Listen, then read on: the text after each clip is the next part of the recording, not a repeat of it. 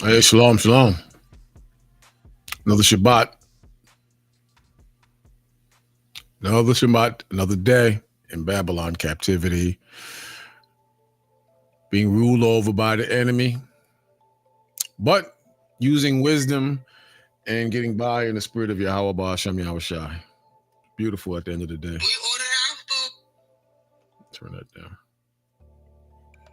Beautiful at the end of the day because we know where we're heading. I just got a new phone, man. I gotta learn how to navigate through that damn thing. But I was watching this video about this sister from In Vogue. They said she was homeless. They're saying she's homeless, and she's been homeless for years. I'm kind of skeptical about that.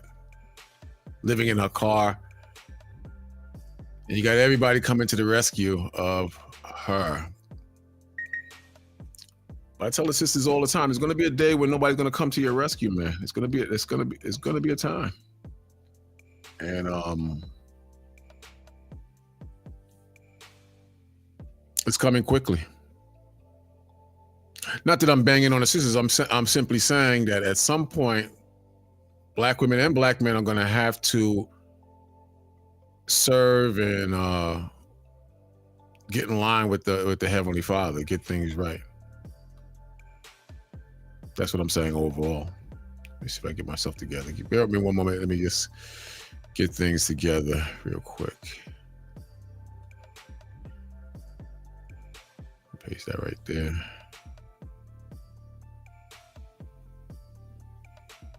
Damn devils called the cops on us last week after we did the feed. We went out to camp downtown Manhattan.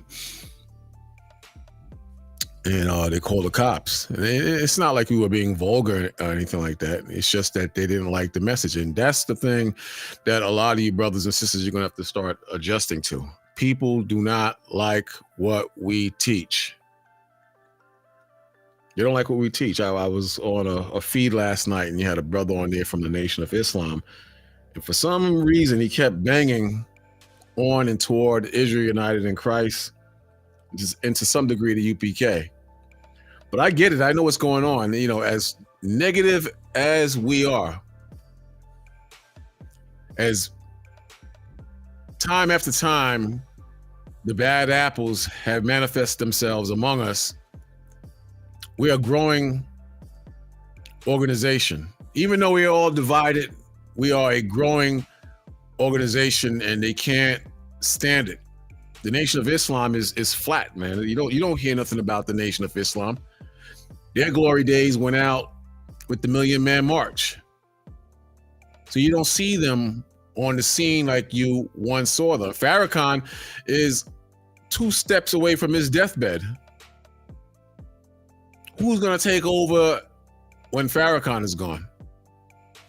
See, the thing they don't realize, and the thing that we function on, is what's written in scripture. They can try to challenge it or come against it, but what's written in scripture will fly. Will fly.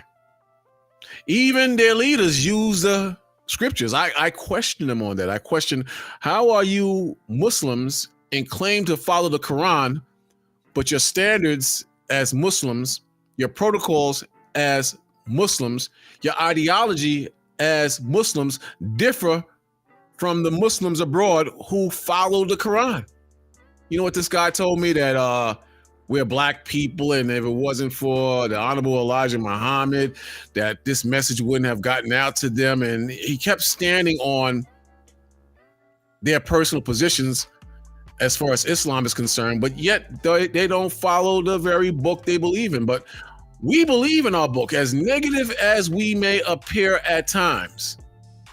As evil as we may appear at times, and I brought that up to you. They mentioned the evil among us, and I simply said there's evil in every nation, every organization, every religion under this planet. You just choose to focus on our evil out of envy and hope that people will turn back to that wicked cult called the FOI. You understand what I'm saying? So the bottom line is, people are they're not going to always believe, man. We have to come to grips with that. We have to come to grips with that. You understand? The haters will always be there. It's up to us to be lights to the world, including the devil and the Gentiles, and teach the word properly and to try to go in the direction of being clean. We have to be clean spiritually. And I know that's hard, but that's what we got to do. Be right back with you.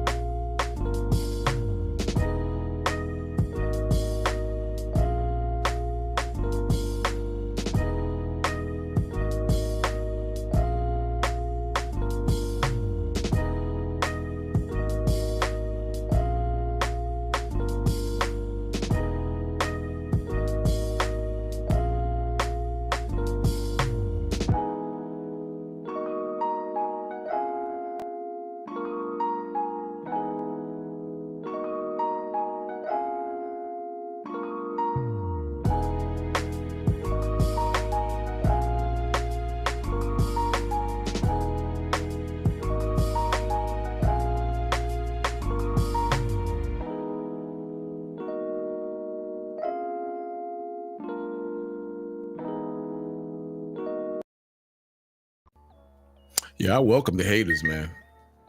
I welcome the haters. I don't know why this thing don't turn the hell down. Hold on 1 second. Bear with me a moment, man. They're going to hate, they're going to hate, they're going to hate, and that's fine. Let them hate. But at the end of the day, God is real. God exists. And God's word, that's what's going to stand. That's what's going to stand. But yeah, I was looking at this situation with this sister, man, living in a car. It's kind of, hey, listen, I'm not about anybody suffering. I'm not about anybody going through hardships. I'm about the Most High, and the Most High's mercy too. He's mercy. But at the same time, you got people who hate the Most High and will not turn from their wickedness. Now, In Vogue was not a righteous group. It wasn't anything righteous about them at all. Nothing. But the sister was living in her car, and you know, a lot of brothers and sisters, you know, are trying to come to her rescue. And I got this time, got it. Trying to come to our rescue. But what's going to happen when the economy totally falls? What's going to happen when all hell breaks loose? What's going to happen when there's no more money? What's going to happen? You know, in Isaiah, it's prophesied that the Lord is going to punish the whole world. What's going to happen in that time where you won't have your money to live off of or function off of? You will have to go straight up hard body in the spirit of the Most High. What's going to happen then? You're going to see a lot of hurt souls out there, because a lot of people depend on the system. A lot of people have made money their God, like we bring out every week. So, you know, we say that Esau, the so-called European man, the so-called white man, he's the physical arm of Shaitan on this earth. But then we got to consider or put in place that a lot of our people are devils too. So a lot of things that happen to people are not by chance. It's the judgment of the Most High. Look right here. Isaiah 13:11, it says, and I will punish the world for their evil. See, the world. So that's not just directed at one particular people, one particular group, one particular camp, one particular organization. It's directed at all the world and nationalities who choose to conduct themselves in the negative. That's one. That choose to believe in a man, who choose to do things outside of the Most High. And this is what I was trying to explain to the Nation of Islam, dude. That if that were the truth, they're not even following traditional Islam. They're not even following that. The point I'm making is that everybody tramples under the over and pushes aside the spirit of the Most High, and they want to do their own thing. And this is a trait that's been here forever. People hate discipline. People hate spirituality. People hate doing the right thing. They hate doing the right thing, and they will continue like that until there's a total breakdown in the system. Look what's happening at Columbia Uptown. I was arguing with a brother about this. Look what's happening with them. They're in a spirit where they believe that they can do what the hell they want to do. On campus, on a United States wicked campus, wicked country that runs on order in order to keep the power and oppress the people, not just black people, but all people. All people. So now they snatch up a student, and they're going after more. They got a few more, I heard, as of recently, who have a green card to study in this country. To study in this country.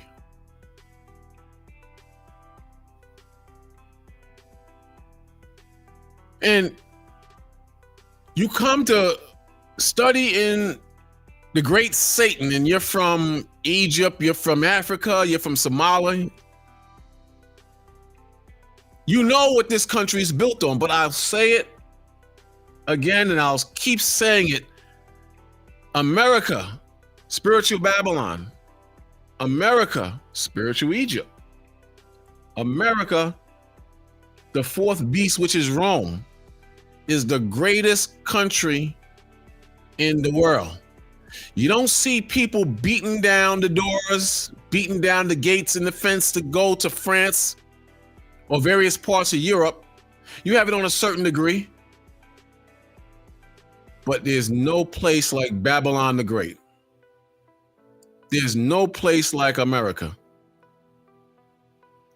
And you have these students coming over to the United Snakes of America and seeking a better life, and not just a better life, an education under a green card, and you protest and give out leaflets that promote a terrorist organization that hates America, that hates the white man, that hates America, that hates the so-called J people, if you know who I'm talking about, and you think that that's gonna fly? You got the flag of Hamas on the campuses. You have them breaking windows, breaking into different sections of the college, and you think that this government is gonna tolerate that? You're insane. You're totally insane. And then when we pointed out how evil this country is, but yet how powerful the beast is, how evil this country is, and how the beast wants to maintain power, you take issues with that. You take issues with that, but fortunately, a lot of the young are turning back to the Most High. A lot of the young. I'm gonna show you that in a little while. And not just the young, the old too. Because they realize, even though we seem a bit forceful, even though we seem a bit radical, even though certain brothers come out of scripture when they should be in scripture, the good brothers and the good sisters that preach the word of the Most High in sincerity and in truth with no strife intended, when that word goes out, it makes sense. When that word goes out, it makes sense.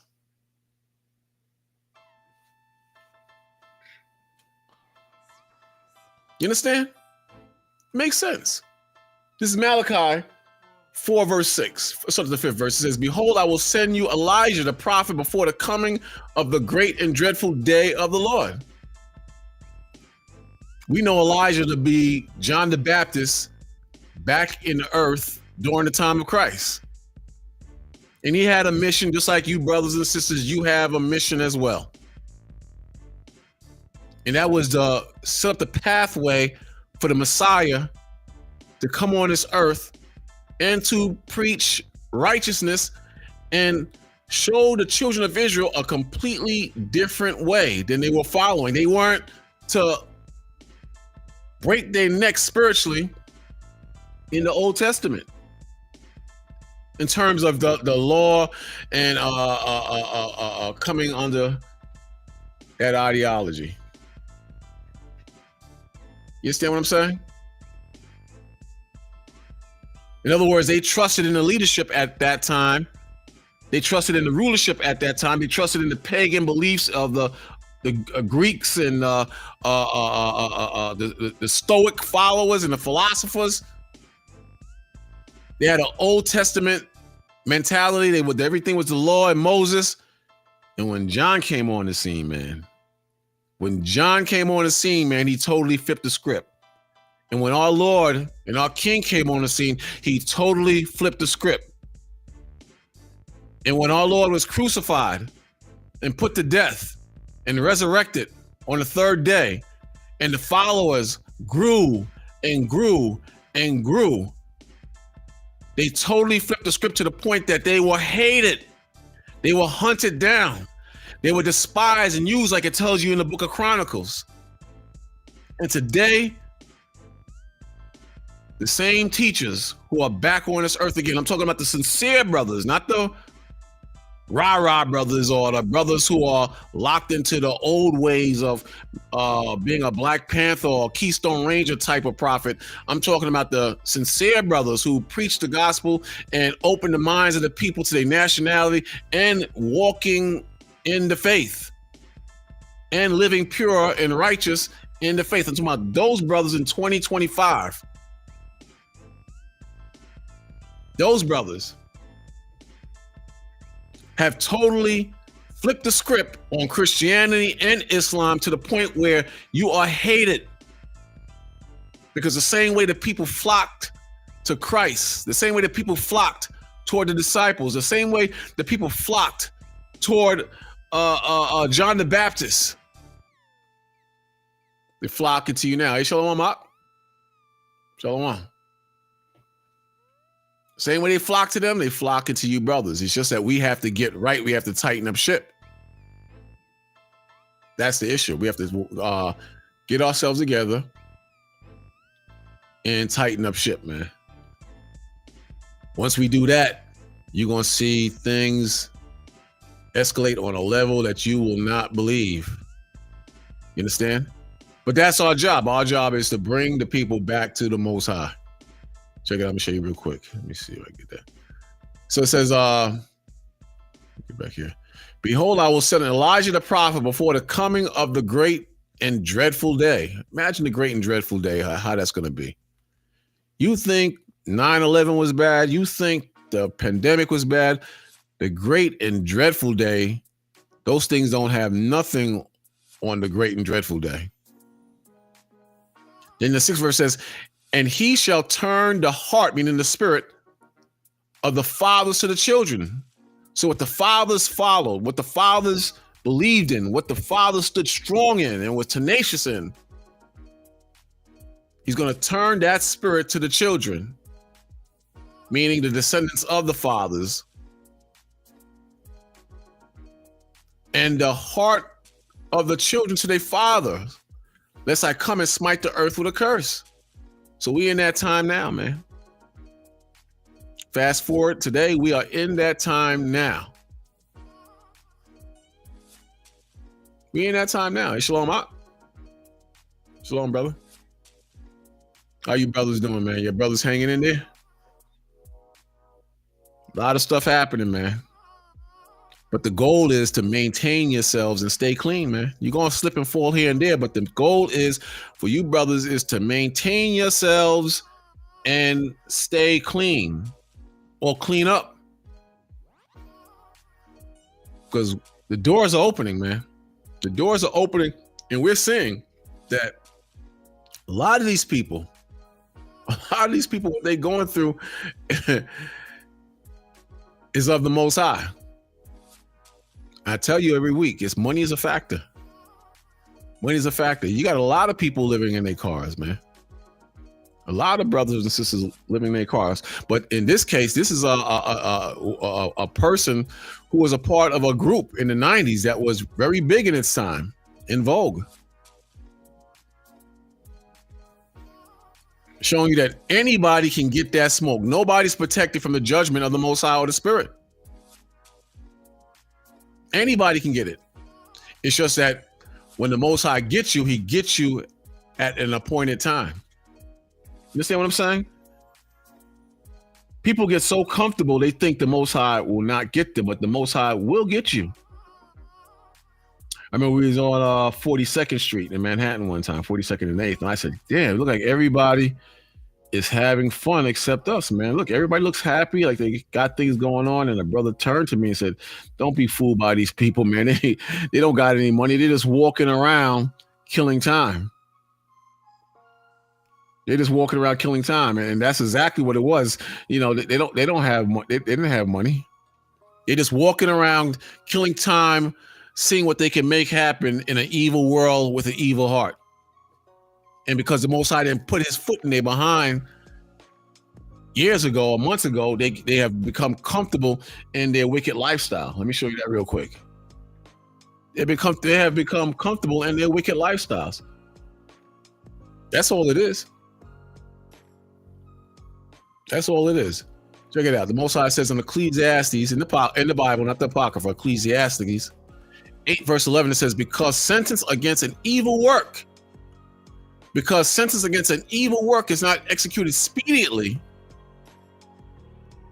therefore the heart of the Son of Man is fully set in them to do evil. So you know what that means? That means a person can be comfortable in adultery, and he could be comfortable in fornication. That could apply to the women too, because they do the same damn thing. You understand? That could be stealing. That could be using drugs. That could be all the things written in the commandments that we are to follow, that brothers and sisters choose to break. We live in a whole hip-hop, whorish society today. We live in a society where there are cutthroats, thieves, murderers, fornicators, clomosexuals, transams. That's the society that has been given to us by our big brother, or supposedly our big brother Esau. Esau being the so-called white race and culture. So our job is to get out of that, clean ourselves up. No good is going to come out of being in the American vibe or spirit. There's no good going to come out of that. And you brothers and sisters who are following the Most High and get weak and want to dibble and dabble and do things that are contrary to the laws, you better stop, because we are in crunch time. You understand? It's 4th and goal. And we have no timeouts, and we have to score. It's 6 seconds left, and they got us by 2 points. We need a 3-pointer with 6 seconds left to shoot that shot. We are definitely in the worst of times. And at the same time, these devils are fighting with each other. They're divided against each other. You saw the shutdown situation with Chuck Schumer. How many of you have been following that? Old Chucky bailed out on his own party and said, let's pass this bill. We don't need another shutdown to give Donald Trump power. He had to concede. I mean, look at this picture. I mean, really look at this picture. Do you think that these devils are really for you? Look at their faces. Look at their spirit. Look at their energy. Do you think they have black people and Hispanic people's best concern, in their hearts. Look at them. Look really hard if you're spiritual. Look really hard if you're a wise man or a wise woman. Do you see we need to protect all citizens of America, or we need to protect the money that goes in our pockets, the money we have been stealing for decades, the money we have been lying to the taxpayers about and really stuffing in our bank accounts? Do you see that? Or do you see a concern to protect the American people? Even Donald Trump, look at him. You're absolutely stupid if you believe that this country has your best interest at heart. You're absolutely stupid. You're absolutely stupid. But guess who else sees it? The Heavenly Father. The Heavenly Father sees everything that's happening on this planet. And he will judge the very leadership that you worship or once did worship. Because nothing goes unpunished. And God is real. But society will try to convince you that God is not real. That's how they operate. That's the game. To convince you that God is not real and you can do what the hell you want and get away with it. That's the whole game. To convince you that God does not exist. Think about it. The music is not of God. To convince you that being a whore and a freak, that's what's in. The TV shows, the same thing. You have men with men and women with women. They try to convince you and your children that that is the norm. That's what they do. Think about it. Everything is fast and crazy.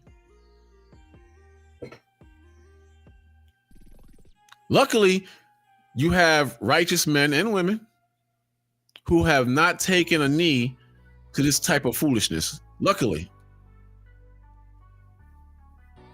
And that's how the Lord has always ordained it. Now, the thing is,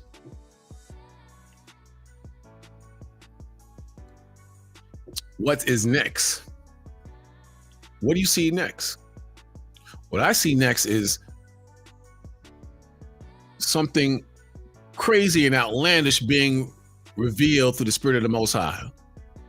Even though Donald Trump, he's running and killing it right now, something major needs to happen to cause more confusion and fear in this country.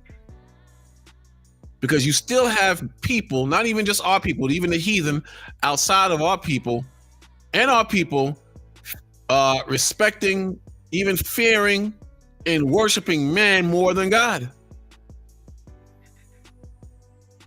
People who claim to believe in God, but they worship and praise the most devilish man on this earth, or men or people on this earth, rather than God. Hey, Shalom out. Been good so far, brother. Been really good, man. Most High showing me some stuff, bro. Most High shows you brothers and sisters stuff too, man. If you listen really hard, man, and you humble yourself and put your feelings and emotions behind you, the Most High will speak to you as well. The Most High speaks to all of us, I believe, that's in the right spirit. That's in the right spirit. I believe the Most High speaks to all of us who are in the right spirit. But if you are not in the right spirit, that's an issue. And the Most High, he sees everything. I'll show you that real quick. He sees everything, man. Check it out. Psalms 14. Let's start the first verse. That's the first verse there. It says, the fool has said in his heart, there is no God. You got people in all walks of life, they believe the Lord does not exist. They believe in sex, and they believe in the pleasures that come with life, like sex and money and music, but they do not believe in God. And I'm not talking about the white man. I'm talking about our people. I see them every week. They hate the Most High. They say you believe in a spook. They say you don't believe in the true and living God, which is money and women and sex and freaking off. You got people that actually walk like that on this earth and can be very convincing to make you believe that God does not exist. Very convincing. And if you're not careful, you will start to think in that capacity. You got people that trust me, you will run into every day. In the same way you have good teachers in the word of the Most High, you have good teachers who can break down prophecies and know the Hebrew and give great understanding. Give great understanding in the Most High. You got people on this earth, black and white, who are experts, and I mean top experts in trying to convince you that God does not exist. There's a better way than the Bible. The Bible is outdated. The Bible is plagiarized. They have experts that will convince you that God does not exist. Experts, man. You brothers watching, do me a favor, hit that like button, man. Show some love and hit that like button real quick, man. I'm a small channel trying to grow. I would really appreciate it if you hit that like button, comment, share, follow, dislike, whatever you feel is easier for you to do or what's in your heart. It takes 2 seconds just to hit that like button. Anyway, you got people that rock like that they hate the Most High. So the Most High says, the fool has said in his heart, there is no God. They are corrupt. They have done abominable works. See? They have done abominable works. Most of the people that hate God, they live in the spirit of abomination. They have sex with men. Women have sex with women, or they're okay with that. They are perfectly okay with that. Then you have some who are murderers. Murderers and have destroyed the fruit of the womb, if you know what I mean. You have some who have destroyed the fruit of the womb, meaning abortion, and they think that God doesn't see that, and it's their body, it's their rights, it's their choice. It's their body, it's their rights, it's their choice.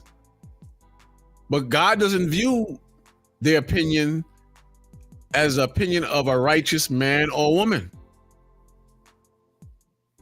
When you suck the life through a vacuum or a scalpel or prongs, however they do it, when you tear that life out of your womb because you were careless and you had unprotected sex, you had casual sex, you enjoyed yourself in whoredom, and the consequences was a pregnancy that you are not ready for, financially, emotionally, and spiritually, you are a murderer.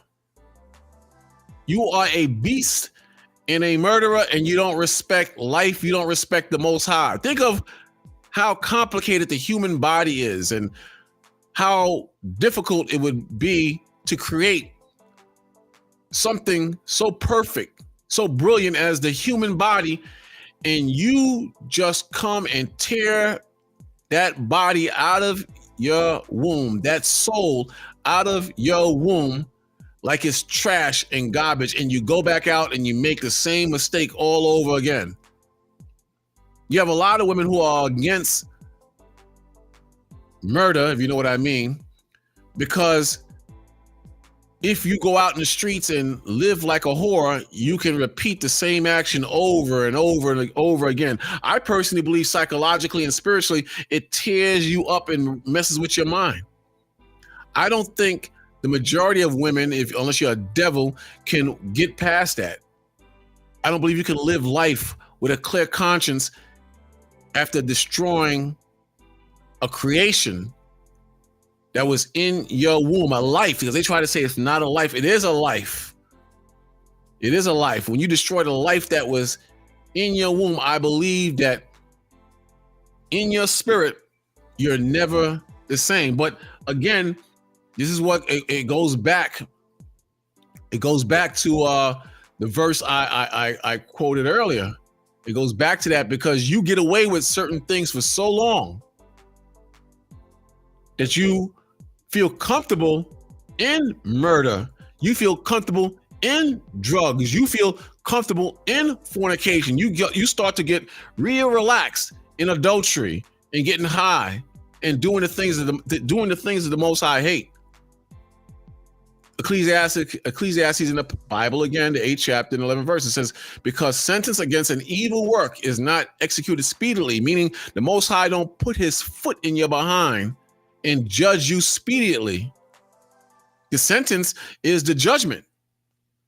And because that sentence or judgment against your evil work is not judged speedily, therefore the heart, meaning the spirit of the Son of Man, is fully set in them to do evil. You become comfortable in the evil. On a low level, you know what I'm talking about. A lot of you have been in those situations where you have done evil over and over again, and you got comfortable in it to the point where you didn't think you were doing anything wrong, or you said, well, the Most High didn't get me last week, he ain't gonna get me this week. He didn't get me last month, he ain't gonna get me this month. He didn't get me last year or the year before, so I can continue to do the evil that I'm doing. I'm speaking to you as followers and believers who have succumbed to such a spirit.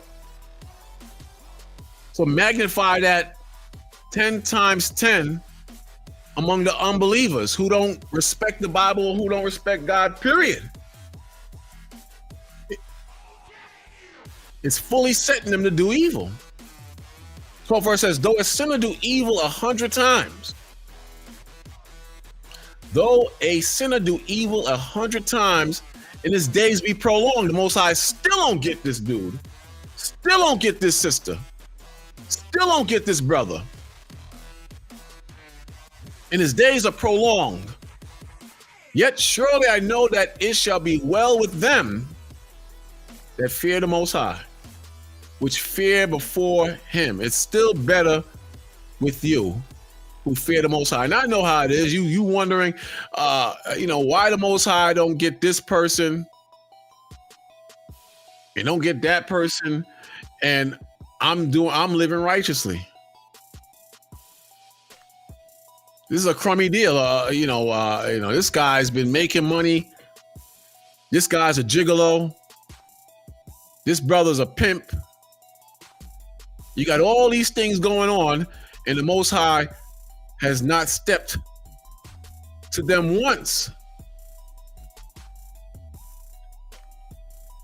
Number one, the Most High does things the way he wants to do them and when he wants to do them.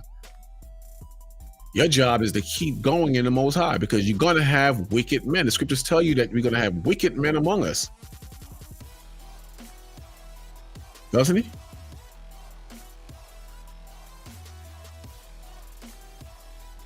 Check it out.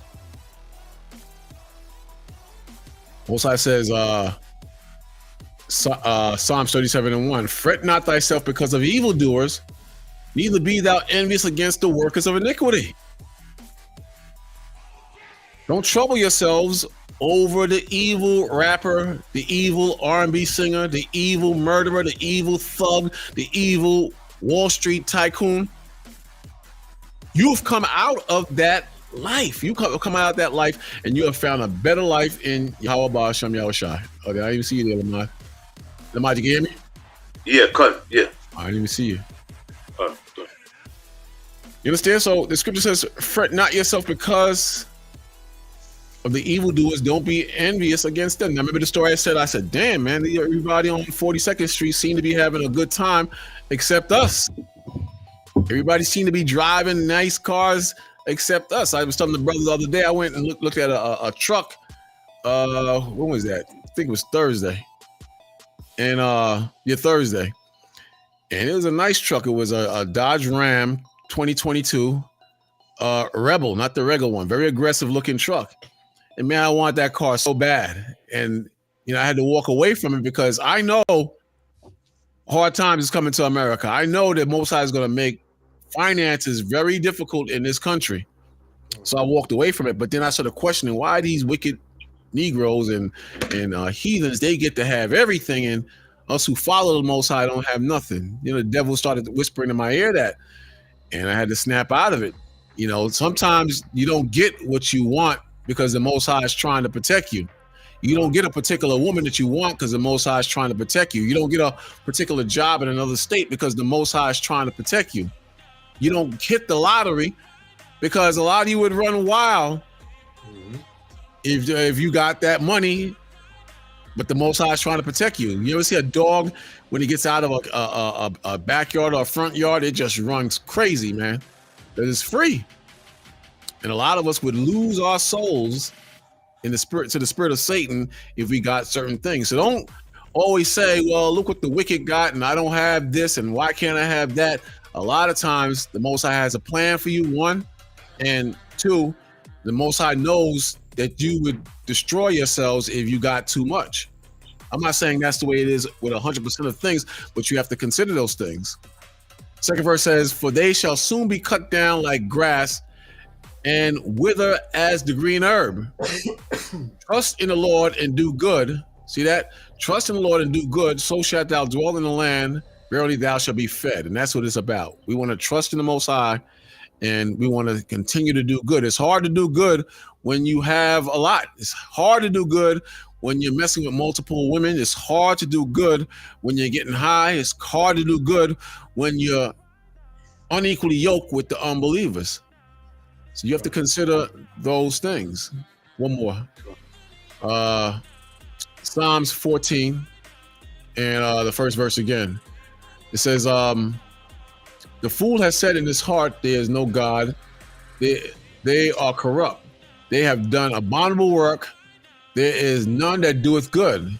The Lord looked down from heaven upon the children of men to see if there were any that did understand and seek him. See that? So it's hard to seek the Most High if you're seeking riches and glory and fame in this world. And that's what happened with this sister. This sister ended up in the living in her car because I'm going to assume that she didn't seek the Most High. The Most High had it in for her.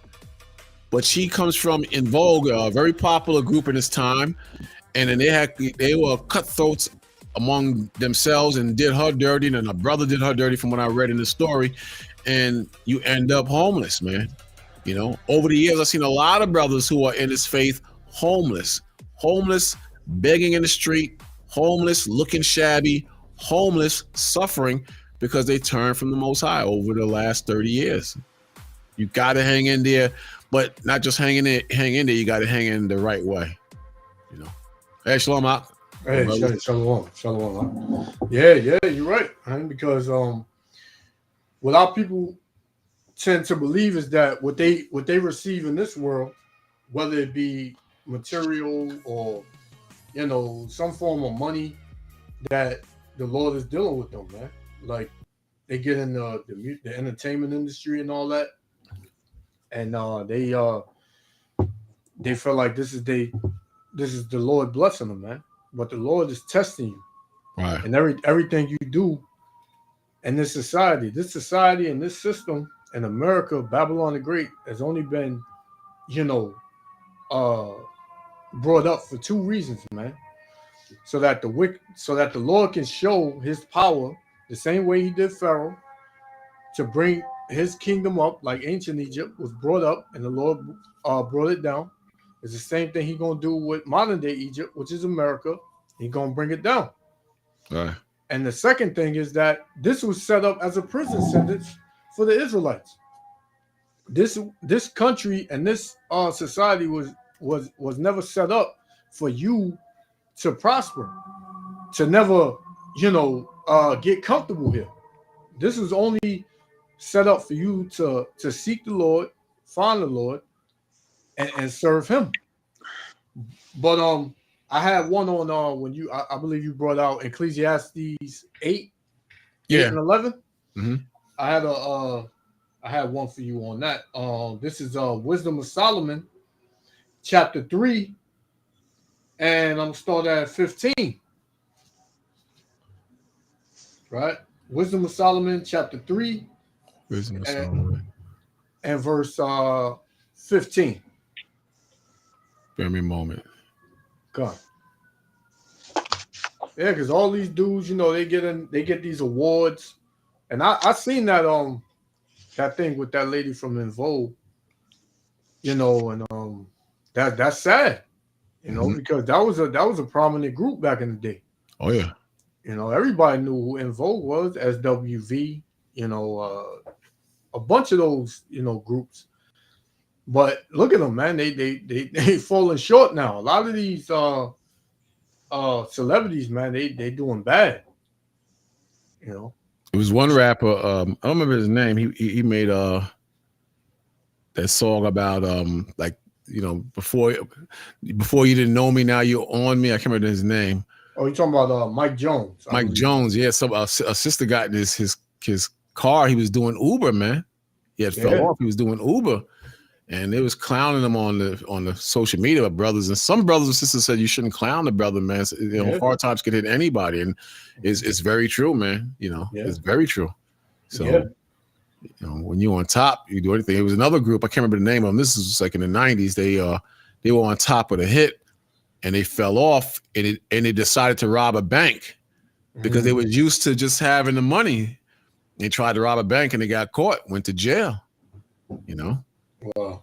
So the pride comes in there, because if you at the top, you want to stay at the top. You flying first class, you going to different cities, you going to different countries, and when the Most High take that away from you, you like, to hell with the Most High. I want it back. All my friends, they're gonna see me poor again. I can't have that. And you just do stupid things to get back on top. Gone. And I got one on that too. Going into I'm gonna get that one first. Mm-hmm. This is Ecclesiasticus Sirach chapter 11 and verse 25. Saying how they was clowning the brother Mike Jones because they found out he was doing Uber, and this woman, I'm pretty sure they was clowning her too because she was living out of her car. But soon all of these people, man, all of the LeBron James, Jordan, Oprah, all of them gonna be living out their car soon, man. The Lord gonna strip all of them, man, because what? They took that bag, they decided to turn their backs on the Lord. And even those high-ranking celebrities, man, they all know about this truth. They know what's being said. Right? This is Sirach chapter 11, verse 25. It says, in the day of prosperity, there is a forgetfulness of affliction. So when you up, you ain't thinking you're going to come down. Mm-hmm. You're going to feel like you're on top of the world. You ain't going to think about, not having no money, things like that. Like Steve Harvey said, man, I'll bring bananas to the set if they offer me $4 million. I'm going to do whatever I got to do. The best thing you could do for broke people is not be one of them. That's what Steve Harvey said, man. Yeah, they get beside themselves, man. Yeah. Like they never came from nothing, man. They act like they just always been like that. Proud, man. So this is Sirach again, chapter 11, verse 25. In the day of prosperity, there's a forgetfulness of affliction. And in the day of affliction, there is no more remembrance of prosperity, man.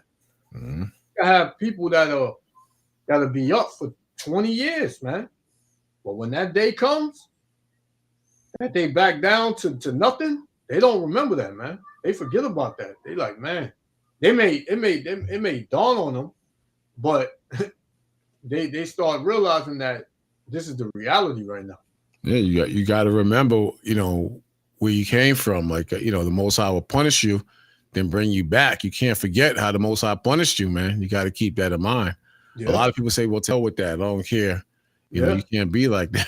That's a very unwise position to be in, man. The Most High can always get you again or worse, Yeah, the Lord has a way of humbling you, man. Right. Verse 27, it says. Where you at? Still in Sirach 11. Verse 27. I'm gonna go to that one that I mentioned first. Okay. Verse 27, Sirach 11 and 27. The affliction of an hour maketh a man forget pleasure. So, you might be going through everything at one time. You ain't gonna be thinking about, the good times during that time. You ain't gonna think about, partying or drinking, man. And everybody can attest on this that when they was catching hell at one point, man, they was just out, man. They didn't think about nothing good coming out of that. Especially if you're in the world. When you're in this truth, you get an idea of why these things happen to you. Mm-hmm. But if you're in the world, man, you ain't thinking about, nothing good. You're just thinking about, getting out of that. Oh, damn, man, everything coming down on me at one time, man. Damn. Yeah, I don't know what to do. I seen a video with this older Jake. Man, he threw his hat on the grass. He was crying. Tears was rolling down his eyes because he was tired of working. He got out of his car and he just broke down because he said, "I'm tired of this, man. I'm just tired of this." Everybody is in that type of spirit, man. They man, this system is breaking people down.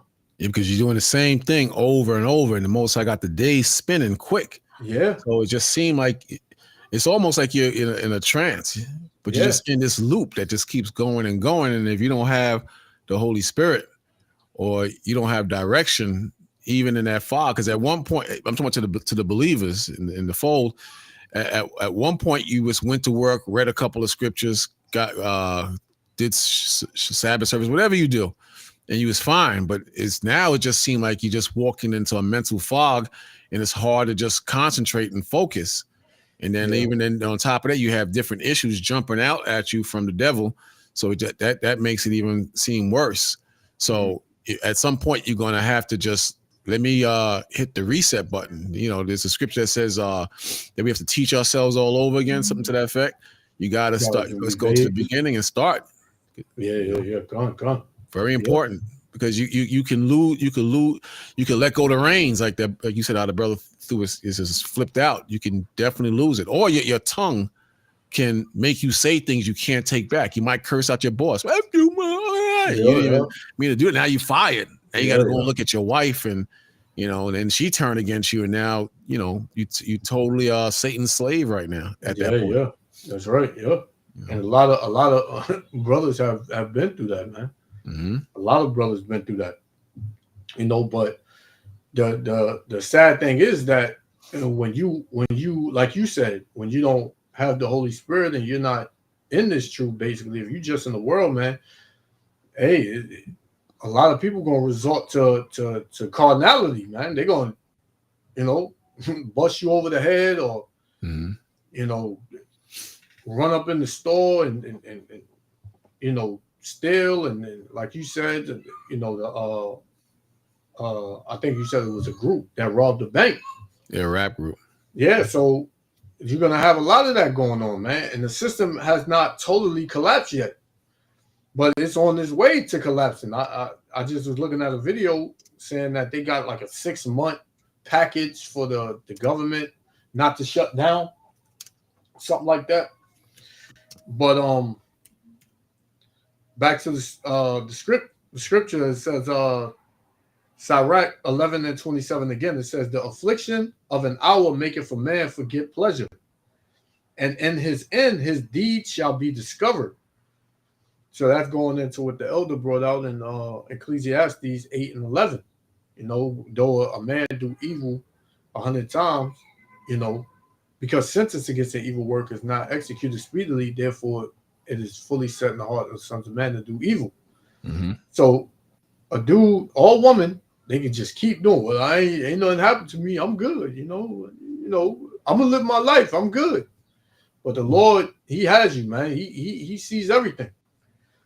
And the precept on that is Wisdom of Solomon, chapter 3 and verse 15.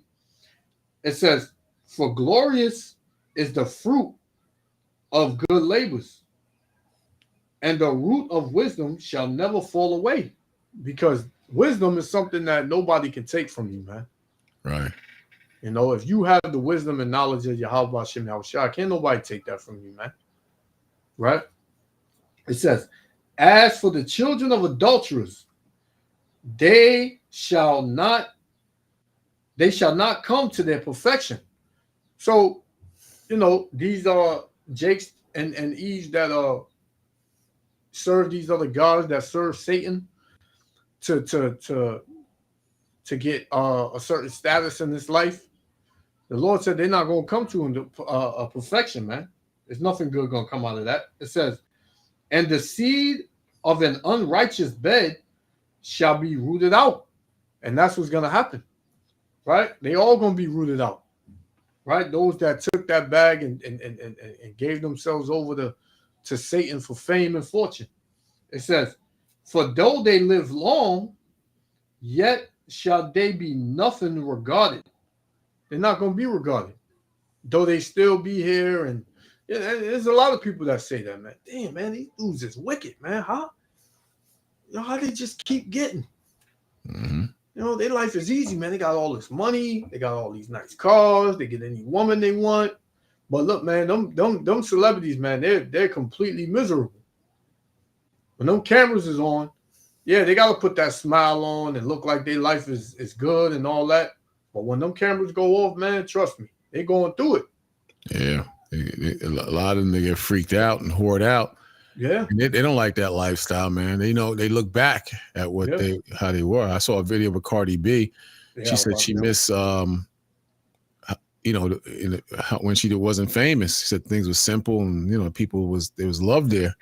When you in that world and you getting these BBLs and, you get pregnant by different dudes and whatnot, that's most I didn't design you to live like that, man. That's the devil, the Romans and the Greeks. That's their lifestyle. That's why they live like that. That's why the Lord called them a wicked branch or olive tree by nature, because they naturally wicked like that.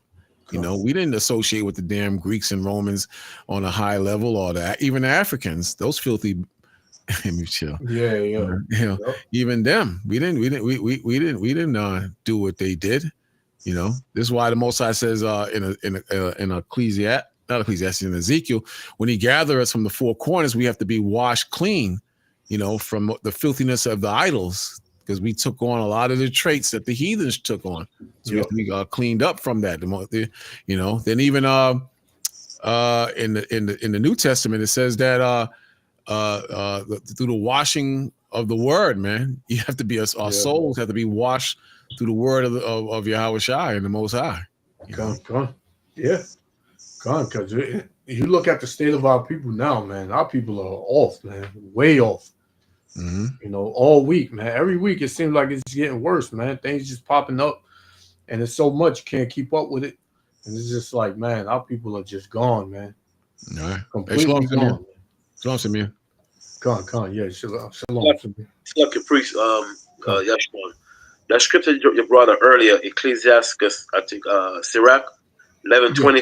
I have a precept for that. Okay, gone. The same chapter, the same title, Ecclesiastes, Sirach 18:25, chapter 18, verse 25. There was another priest scriptures. I don't know if you guys can find it for me. It said, "Many spending lead to poverty." You see it's called "Many spending lead to poverty." Gone. Precept for a while, man. I don't remember where it's at, but go find that would be good, man. That would be a blessing. For the priest, I don't remember where it's at. I think you brought that out before too. Yeah, I don't remember where so this here, Ecclesiastes, Sirach 18:25. For Ecclesiastes, for Sirach 8, for Sirach 11:25. Preach for that is Sirach 18:25. Sirach chapter 18 verse 25. When thou hast enough, right, with all your riches and so forth, your billions of dollars, like for instance Michael Jackson. I remember there was on a Wednesday when Michael Jackson went to shopping. Every time he sees something, $50,000, I want that. $45,000, I want that. All the $1,000,000, I want that. And when they gave Michael Jackson gave the cashier his debit card, it was blank. It was maxed out. There was nothing on the debit card. Wow. You know, that was an embarrass. Michael You know, Jackson. Wow. yeah, like that day, well, the debit card was blank. Cause that man spent so much money using that debit card. You know, I'm not saying he didn't have any more money. He have money, but that debit card, especially for shopping, it was blank. You know what I'm saying? Maxed out. See, go Wow. ahead. God. It says, when thou hast enough, Mean all your rich, no of your enough. Mean riches. Go ahead. remember the time of hunger. Right. Remember the time of hunger. In other words, you're gonna lose things. Remember, you keep spending all that money, you're gonna end up with nothing. You know what I'm saying? You ever have an ATM card out? I just keep buying stuff, paying bill, and all of a sudden not enough funds. That's embarrassing. You know what I'm saying? Yeah. God. But you don't have no money on an ATM card. That's embarrassing, man. Yeah, that means you don't even know what you're doing. Like you ain't even keeping up with your money. You just Come. Yes, sir. Yep. that's crazy. As I said, remember the time of hunger. You ain't gonna have anything left. You know. Yeah. Go ahead. It says, and when thou art rich, Mm-hmm. think upon poverty and need. You see, and when those rich, think upon poverty and needs, because one day you keep spending all that money, one day and nothing coming in. One day, you know, guess what? You ain't gonna have anything if you don't know how to balance your money. I remember this guy, Warren Buffett. He said, look, I only have 3 pair of shoes. Why do I need 30, 45, 40, 50 pair of shoes for what? I'm not going nowhere. Why do I need these things? You know what I'm saying? Poor people, he said, poor people spend more than the rich. And it's true. Yeah. You see? So you see a lot of people out there doing shopping, especially with so-called black and Hispanic. We're the main top consumer in the world. Like Bukwash said last week, if I think he read some article where it said that a lot of people, majority of people spending, people start buying shopping for that day, and a lot of people lost millions of dollars. Some company, I think it was Target, you were talking about? Okay. People shopped like crazy, and they lost billions of dollars. Mm-hmm. So the power is in the consumer hands, you know what I'm saying? Come. You know, you stop spending all that money, the whole system will collapse. If the so-called black and Hispanic stop shopping today, America's fall right now. Right now, they'll fall because the top consumer are the northern and the southern kingdom. They like nice stuff. They like the Michael Jordan, you know. They serve it with Valencia, whatever name brand they call that damn thing.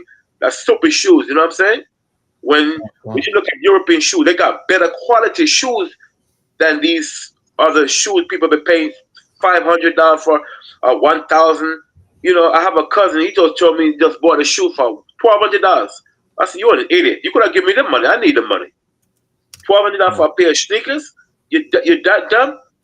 Yeah. You see? Makes no sense, man." They are that dumb. They think that means they made it, man. And their sneakers don't even look nice, man. Look at these things, man. Yeah. Yeah.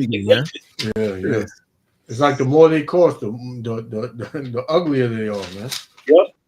Balenciaga shoes, $1,190. Look at these things.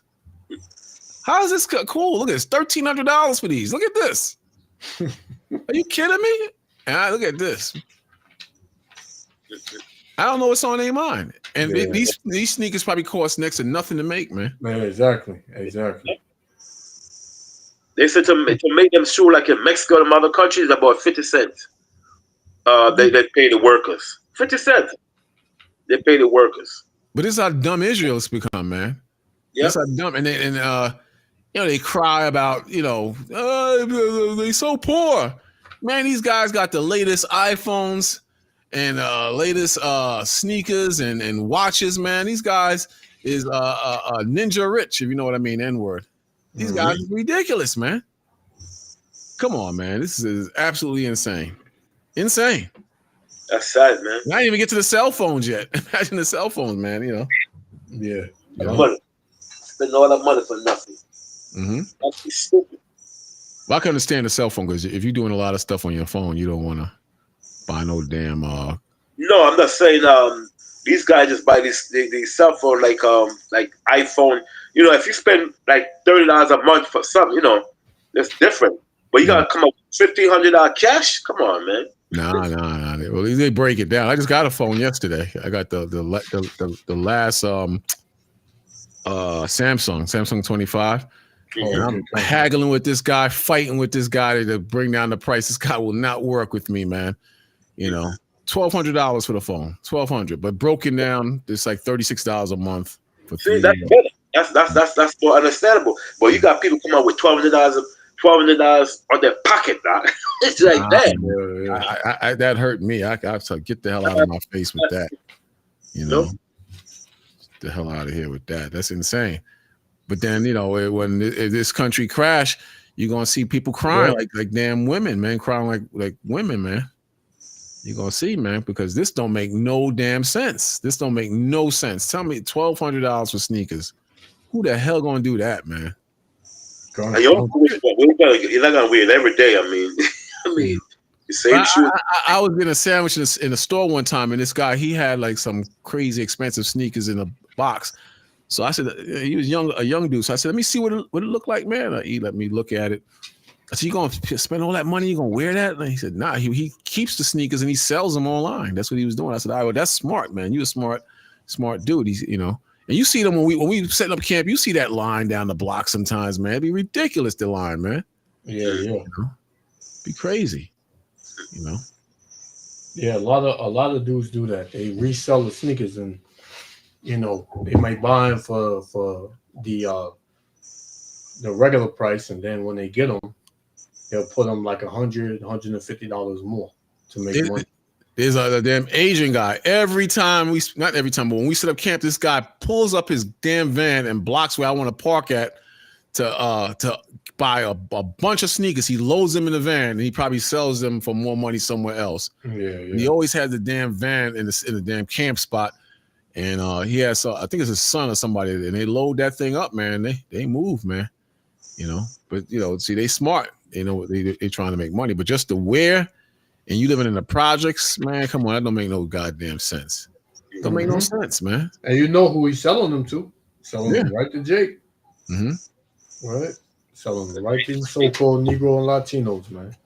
Yep. He probably got a website telling you he got the newest this and that, and you know, you can get them right now and just give me $400 or $500 for them. And Jake will spend that, man.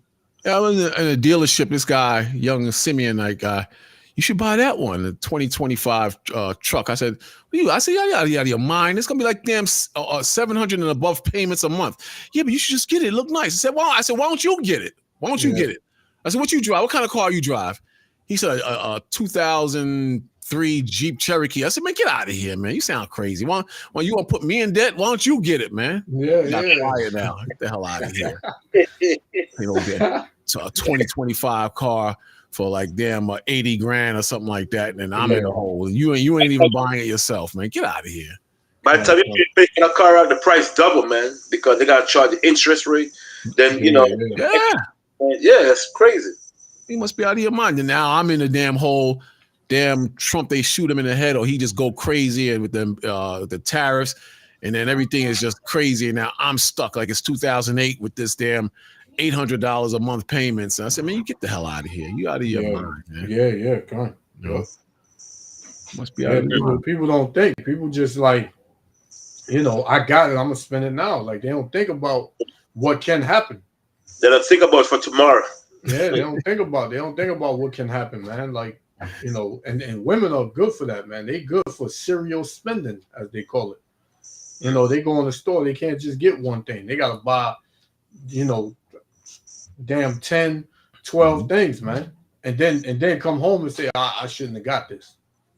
Yeah, but they're the ones that's mainly broke in the country, man. You know that? Yep. They're acting like this. They do the damn ninja rich thing too. They act like they're all right, but they're not all right. They broke.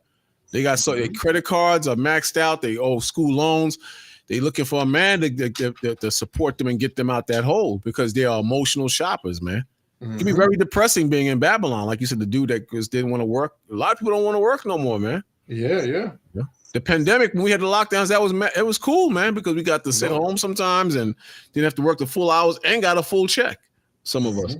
Yeah. But when that's over and you got to work, man, and you're frustrated and you got bills, your credit card, you're paying on the credit card, but the interest that accrues over the time and every month you got to pay that back, man. You know, sometimes you just pay, if you pay the best minimum, man, you be paying that till Yahweh Shah come back, man. You ain't gonna get out of that, man. The whole system is a scam, man. It's a big scam, man. Yep. Yeah, man. This is why this place gotta go. Right. Exactly why this place gotta go, man. You hear a lot of people saying, man, I'm just tired, man. I'm tired. Yep. And that's, it's not just, you know, in your state. It's in another state. It's in every state. You got people crying, saying, man, I'm just tired, man. It's just too much. It's just yeah, you got it. It's like the sister that told me yesterday in the bus. She said, man, brother, sometime, man, because she was my last trip, you know, drop off. She said, man, sometimes I just go in the room and shut the door, cry, man. She said she tired of this life, man. She tired of life, man. She just cried, man. Cried. 10 years ago, it wasn't like that. 10 years ago, you didn't hear people crying like that, man. They could make a little something. They could see a little something. But now, man, yeah, it's too much right now, man. You got to appreciate what the Most High gave you, man. Exactly. You got to appreciate what the Most High gave you. You can't look at what the Most High didn't give you. You got to appreciate what your Most High gave you and make the best out of that.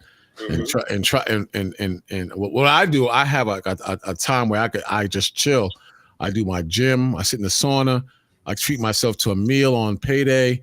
You know, you got to invest in yourself too. You can't just work and treat yourself bad at all. Just live in stress. You got to say to hell with everybody at some point.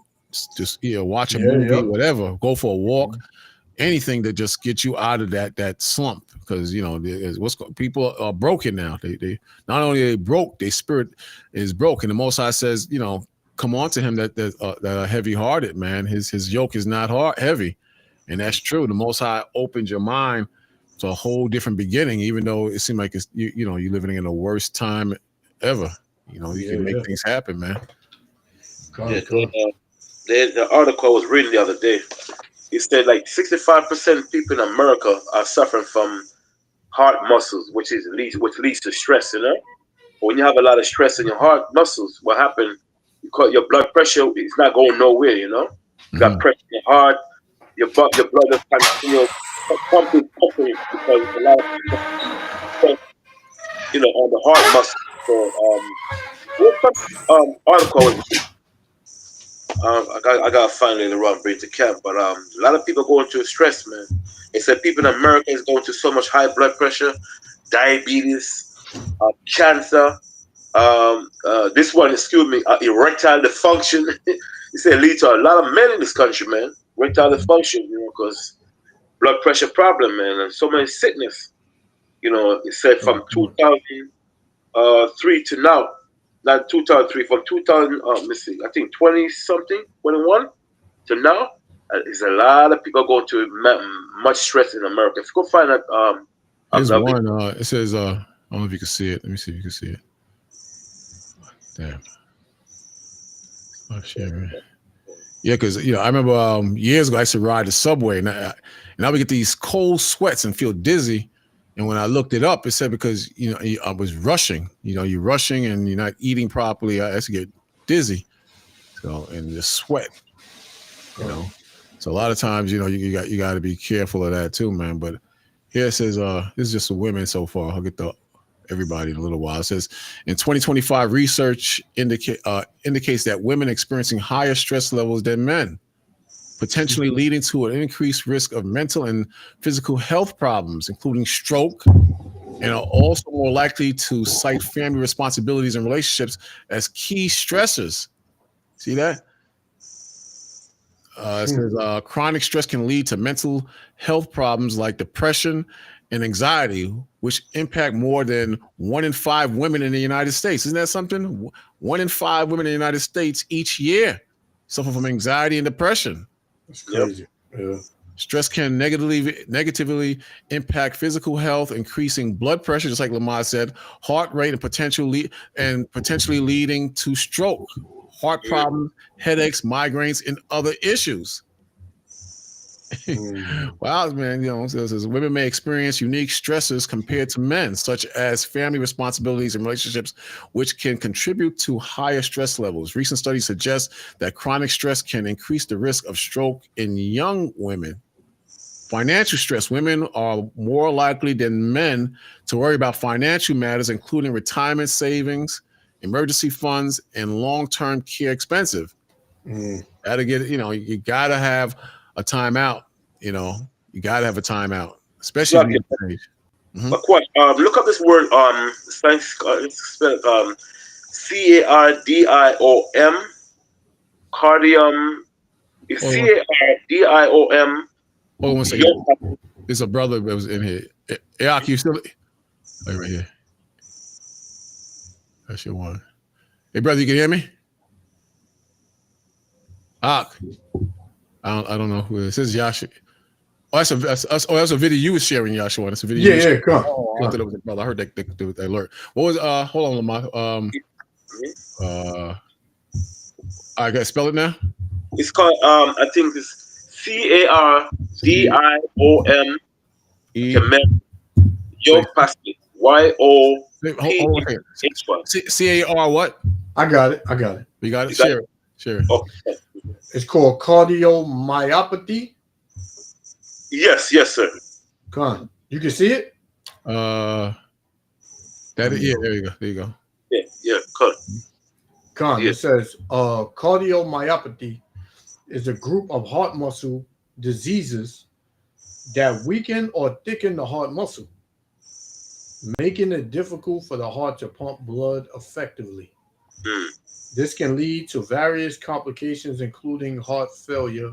Then you go down and say dilated cardiomyopathy, the most common type where the heart chambers become enlarged and weakened.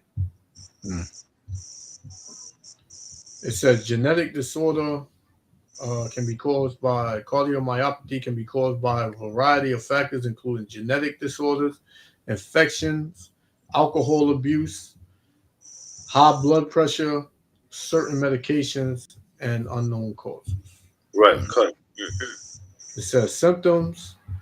It said can vary depending on the type or severity of the condition.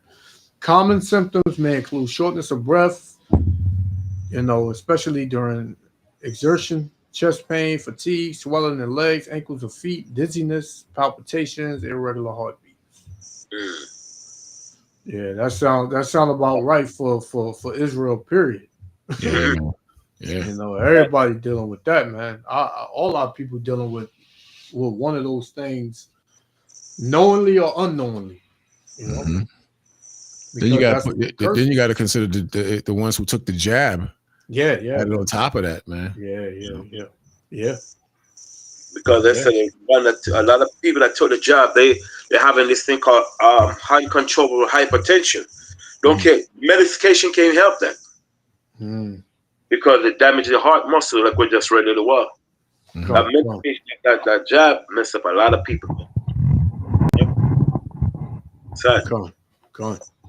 But that's another indicator of the curses that we're dealing with. Right. Yep. The Lord said that He was going to put, these types of sicknesses and illnesses on us. So we getting hit from every angle, man. Like pretty much. Yeah, the curse is no joke, and brothers, they hate when you say we're cursed. They hate it, but you ain't gonna skip these curses. You go to somebody, you start teaching them and say we curse, they gonna get mad at you, especially if they chasing the bag. They don't want to hear that. It's like you're tearing down their flow, so they don't want to hear that. But we are cursed, man. We cursed, and you can't get around that. Look at us, man. It's absolutely crazy that we live. Yeah, come. But wisdom, you can find a safe haven in the Most side. Yep. Come on. So that's why I always say it. Like, imagine the people that don't, have the Most High, that don't know the Most High, that's not in this truth, that don't have a spiritual, connection with the Lord. Right. Man, they just gonna be out here just bugged out.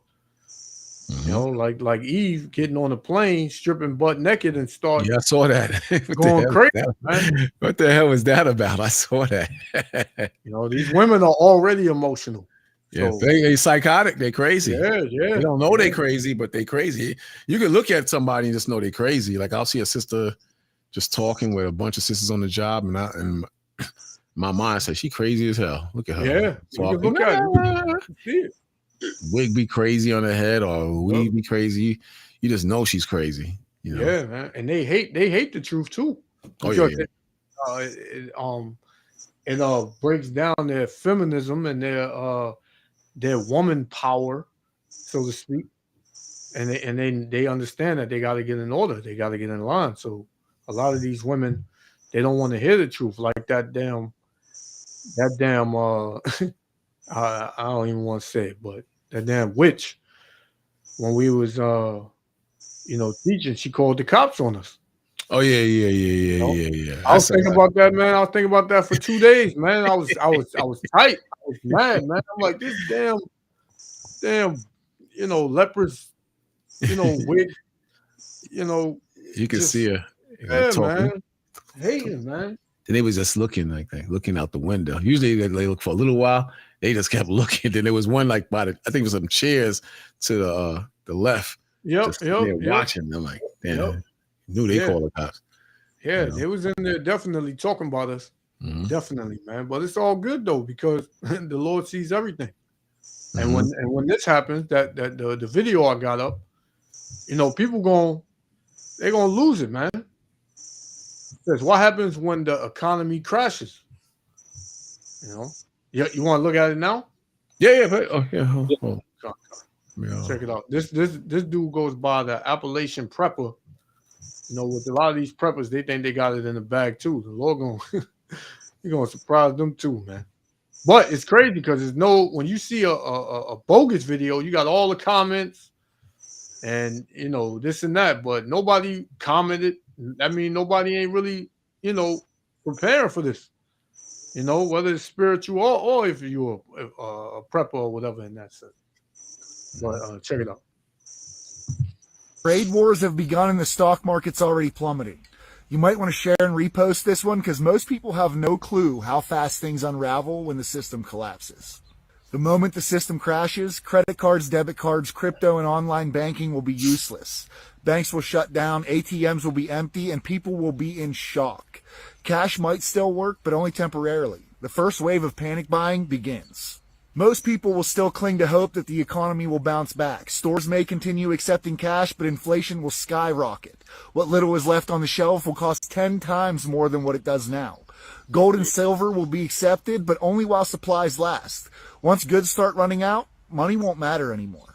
The economy will be in total collapse. Banks won't reopen, the government won't be able to stabilize the market, and cash will be worthless as toilet paper. Even gold and silver will lose value because when there's no food, precious metals can't feed you. Bartering will take over as the new economy. So what becomes currency when traditional money fails? Things like alcohol and tobacco, medicine and medical supplies, salt and sugar, hygiene and sanitation goods. After a collapse, your bank account isn't going to save you. What you physically have in your possession is all that's going to matter. So, yeah. What it say? Yeah, sure. But go ahead. You say your bank account ain't got to save you. You got people putting all their money in the bank. I told her sister the other day, listen, you better put some money away for rainy day. This thing ain't, there's a thing called bank run where everybody got to be taking all their money in the bank because they already started during the time of COVID in Canada. But what happened, they stopped them, you know what I'm saying? Mm-hmm. So it's going to get worse out there. This bank run is coming, man. That's why a lot of people are putting their money out of their account, you know? Yeah, come on. You say you mentioned about having your money in possession. Mm-hmm. That's something good, you know. Yeah. It's probably not gonna mean anything, but at the same time, for that short time, say you put up all your money in your account, man. Yeah. You have everything, in your account, and these banks ain't gonna give you no heads up. Hell no. They're not gonna tell you got 30 days or 2 weeks to pull your money out because the bank is gonna go bankrupt. Man, they just take your money, man. They ain't gonna give a damn if you got bills to pay. They gonna take your money, and they gonna and sure they got money. but they ain't giving it to you. You know.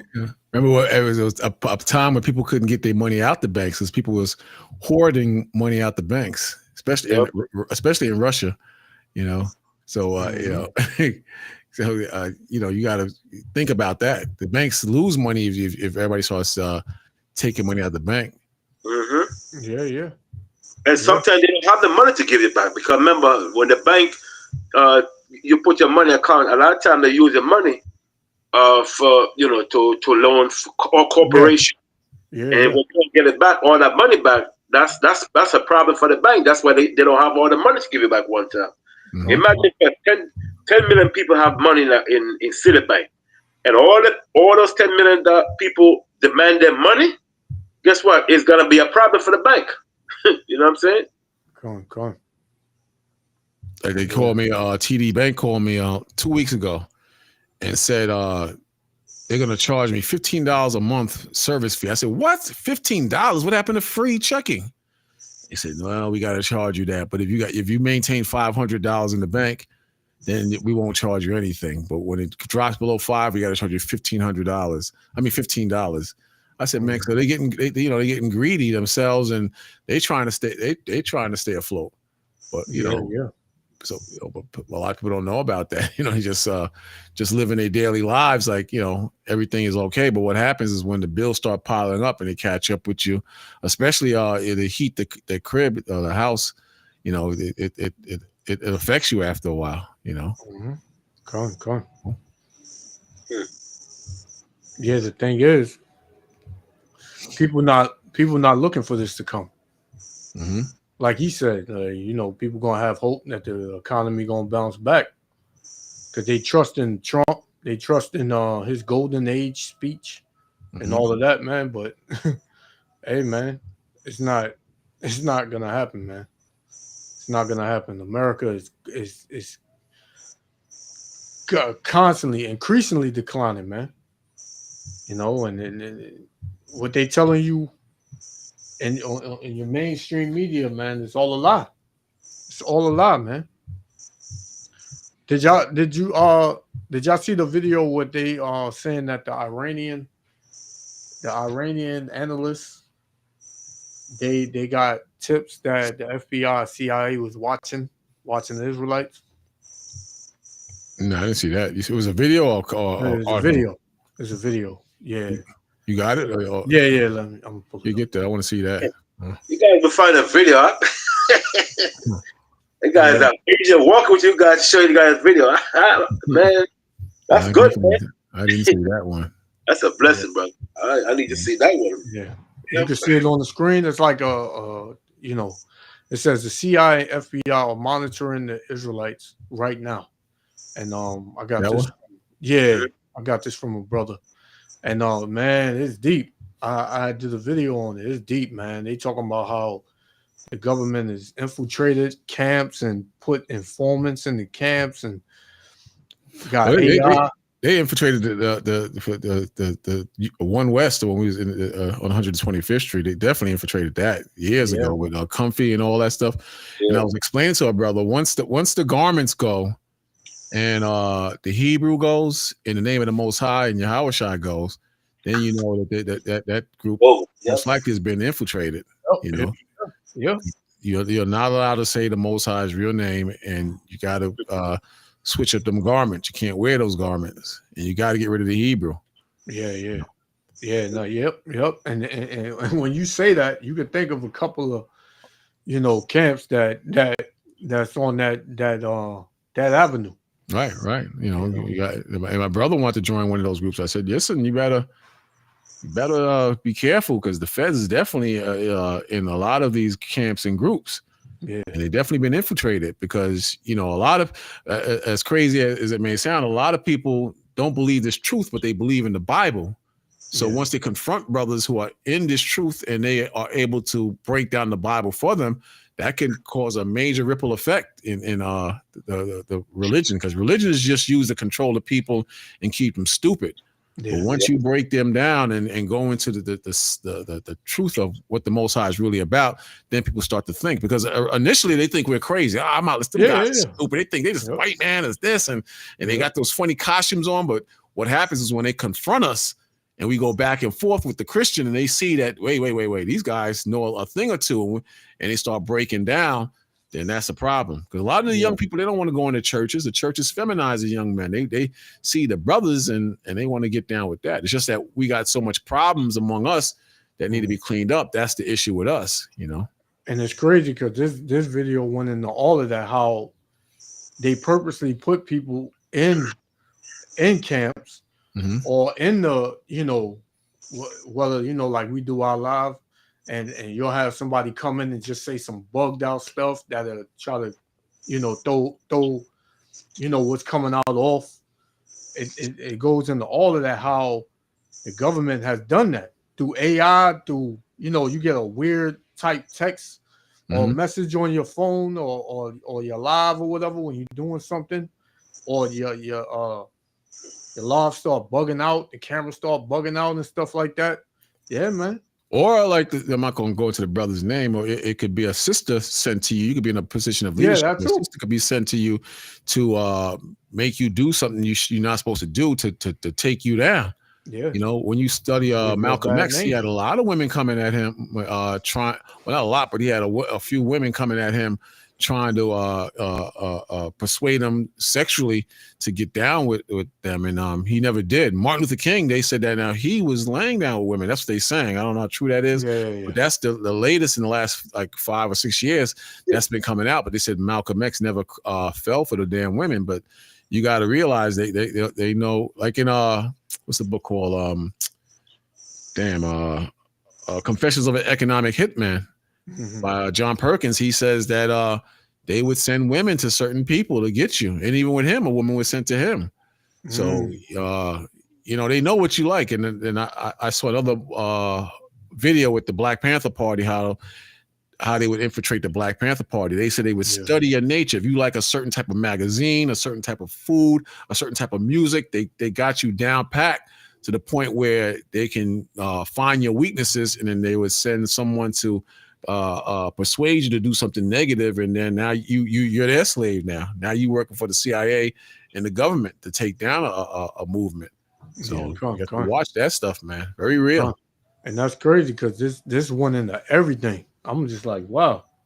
There's a lot of stuff I didn't know, and some of the stuff I did know, but the stuff I didn't know, I'm not surprised. You know. So let's play a little bit of it.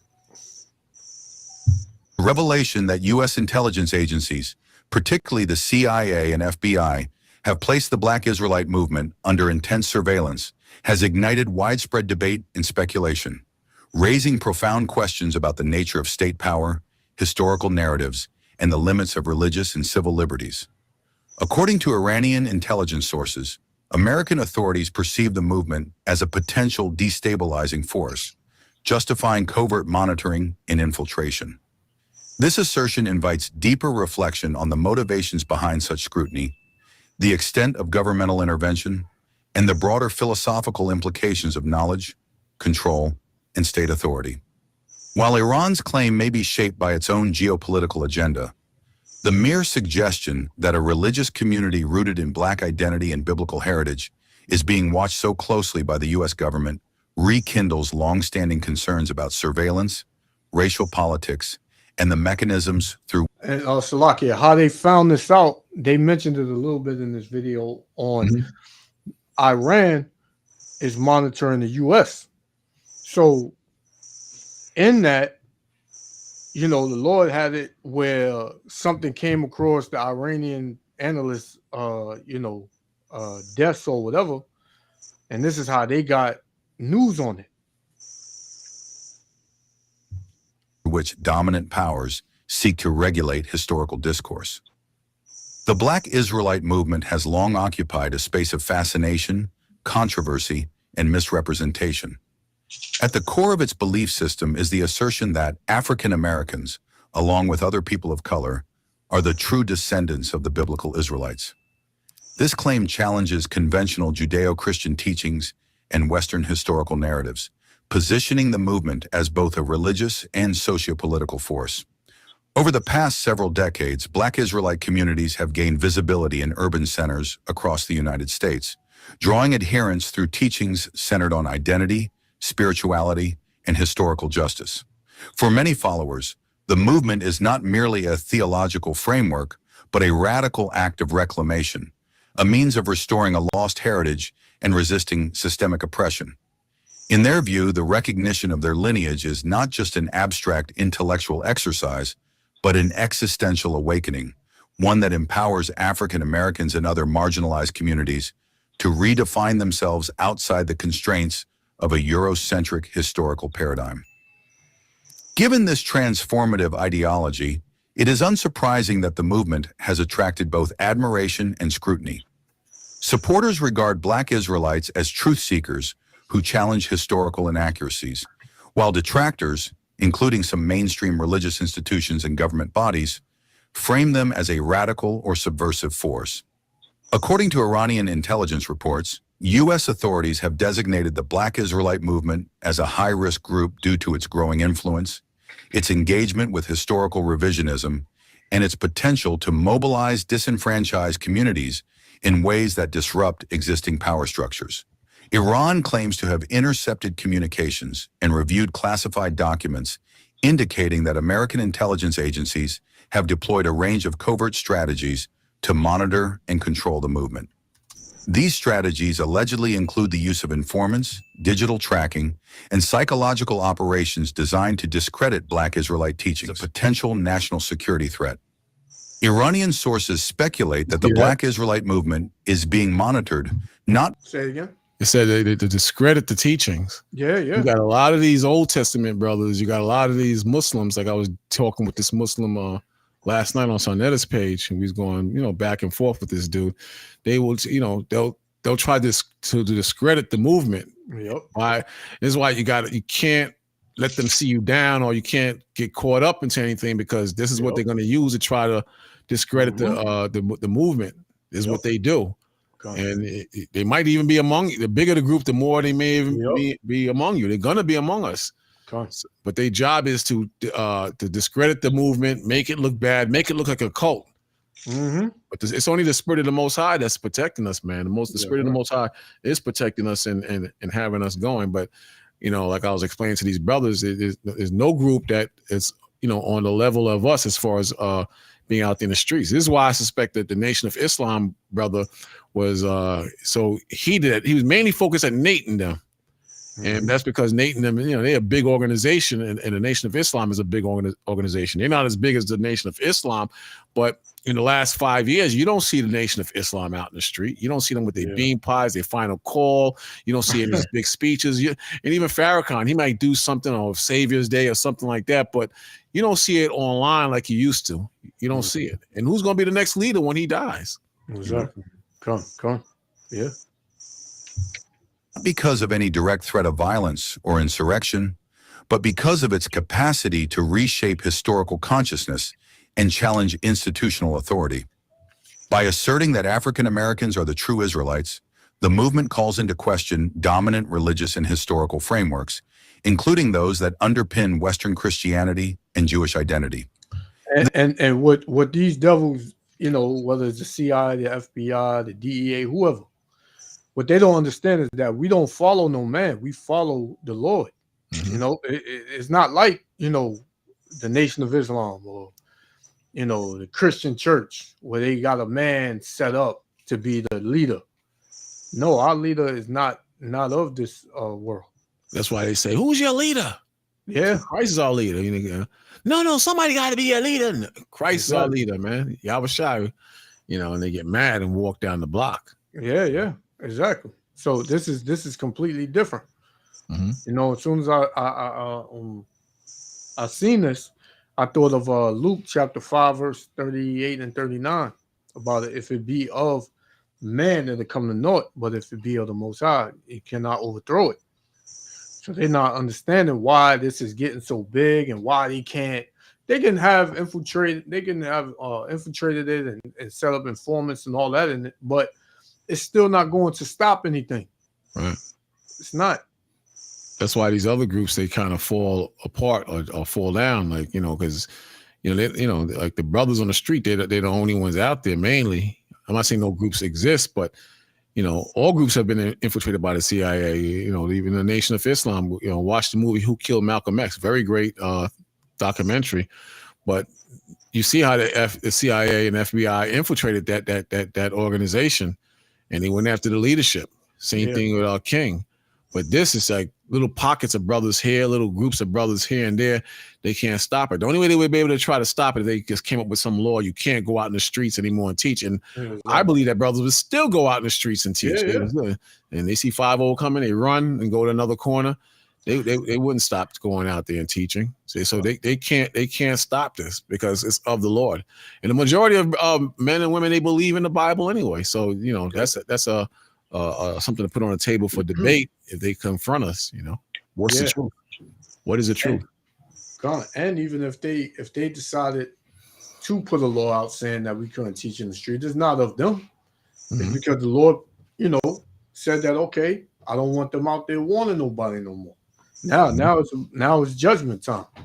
So they can't get around this, man. Even the Romans, they had many messiahs that came up. They were false messiahs, but it would stir up the people to the point where the Romans, they feared, like, we got to keep this thing tight because they had Roman garrisons all around Israel, and even with Yahushua, very very problematic, with Yahushua, because the people were looking at Yahushua and they turned away from the sold out leadership of the Pharisees and scribes.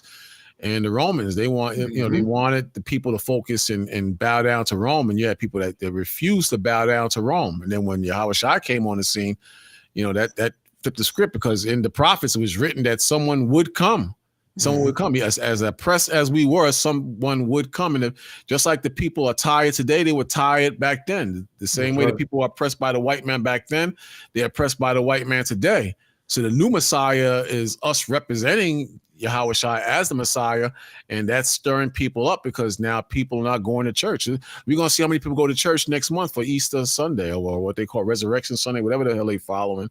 It's not going to be the same vibe. The youth don't subscribe to the churches and religion like they once used to. So this is a problem, especially the cool young brothers and sisters, the hip young brothers and sisters.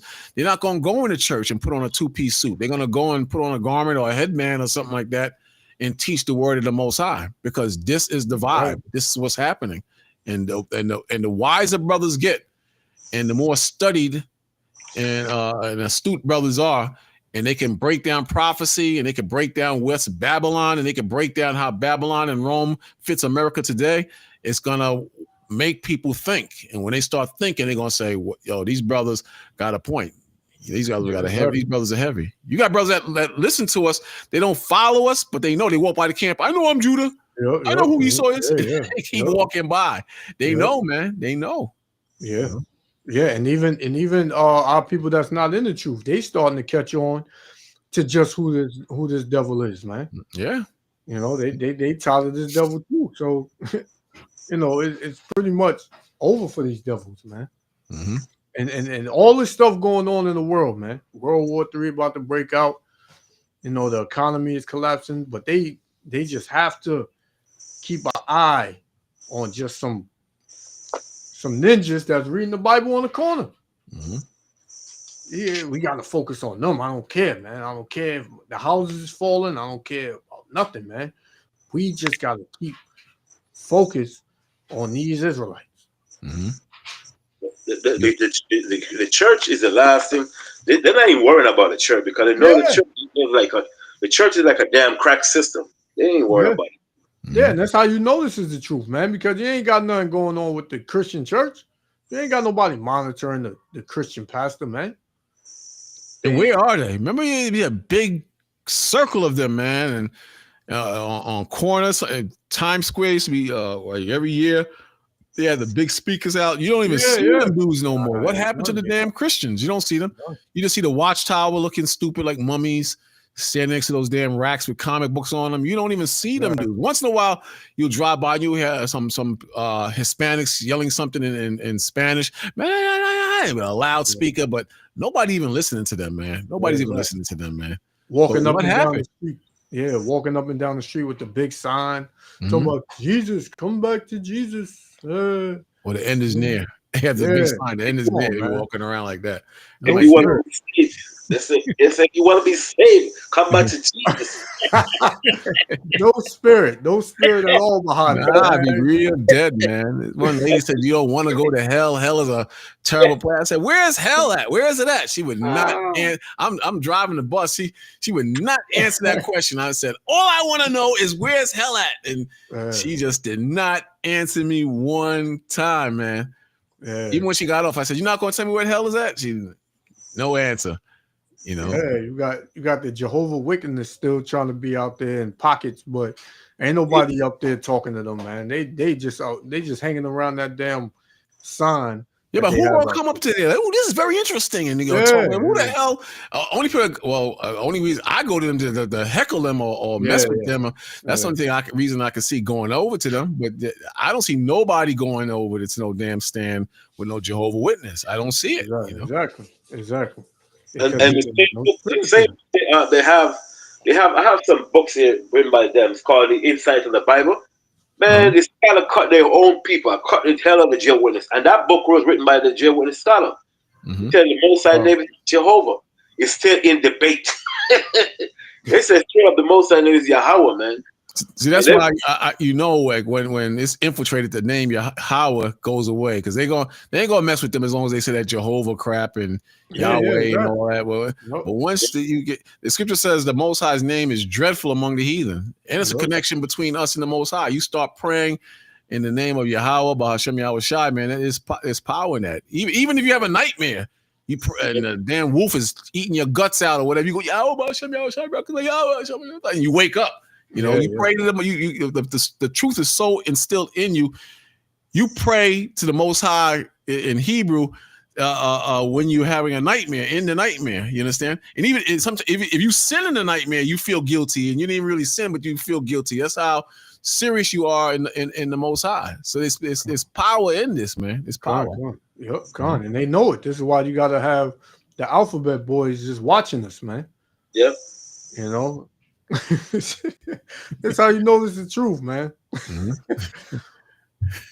This epistemic disruption is not merely theological, it is deeply political. If knowledge is power, then the ability to redefine one's historical and spiritual identity carries with it the potential to reconfigure existing social hierarchies. Iran contends that these concerns have driven American intelligence agencies to initiate systematic surveillance efforts designed to monitor, infiltrate, and potentially neutralize the Black Israelite movement before it gains broader traction. Iranian intelligence claims to have gathered information on these covert operations through a combination of cyber warfare, intelligence sharing with U.S. adversaries, and leaks from whistleblowers within the American intelligence community. Tehran, which has long invested in cyber espionage as part of its broader geopolitical strategy, asserts that its analysts intercepted internal. Yeah, you got it. The Iranians know that in Iraqis, the people in the Middle East, they know we hate this. We hate the hell out of the so-called J people. The same ones they were saying that they want to, eradicate from the damn earth. So they know, man. And we don't have no correction. We don't have no connection with the Iranians. Just throwing that out there. I saw a video with I think it was GMS. They was teaching that they saw a video in their language all the way in the Middle East. It had like the subtitles. They were speaking English, but they had the subtitles what they were saying in that language. So they watch abroad too, and they say, "Oh, these aren't the regular Negroes that's in America. These guys is very different." God. And Esau know it. That's why he's scared and he hurt, man. Yeah, he said, I told you there was a radio show. He said, "Yo, I can't walk down the block without these guys harassing me with my family." On every corner, he said he was pissed off.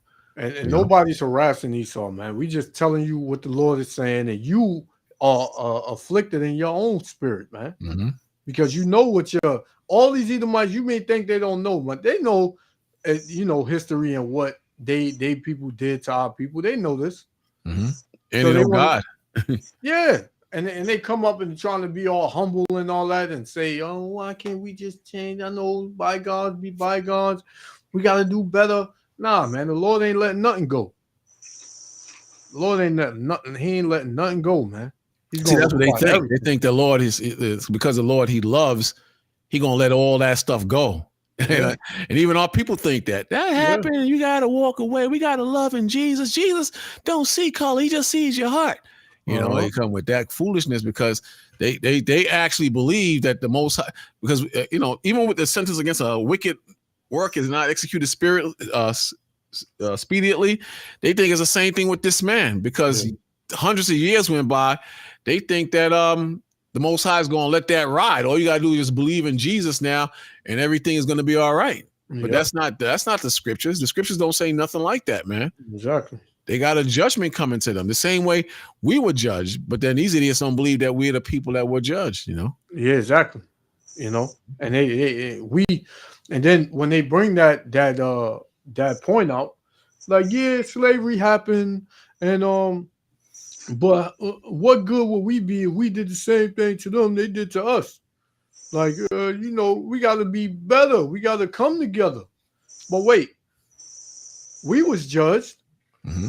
So why can't they be judged? Nobody paid them back for what they did to us. You know, so how do you reconcile that? Yeah, they never got an answer. They never got an answer. You know, a sister tried to run that crap on me. I said, well, we got to. She was saying on the thing, we got to forgive. I said, was it always that way? We got to forgive. Yeah. So I said, if we were in a time machine and we went back in slavery and we were chained up in a barn watching the slave master violate a young girl and then whip the hell out of us while we were chained up in the damn bar in the barn, you telling me you would forgive him then? And she got quiet. She didn't have nothing to say. She got quiet because that's dumb. You know, you're just saying that because you're a slave allowed to run loose and free, and you become weak and tainted. You know. Yep. Gone. Yep. That's what it's all about. Mm-hmm. You know, because they can work, and because they can go to the party on the weekend, and you know they got a nice car and a nice house, and we just gotta let it go, man. We just gotta let it go. We look at what we got now. We good now, man. Come on, man. Mm-hmm. Y'all gonna get us hurt. Money and being a bit comfortable make people weak, man. You know, like it says, surely oppression maketh the wise man mad, and a gift destroyeth the heart. These guys got a lot of gifts over the years, and now they become weak and lazy, you know. But this is proof that, you know, we're being watched. Even though we already knew this. We've been doing this for a while. I remember we was teaching on 44th and Broadway years ago.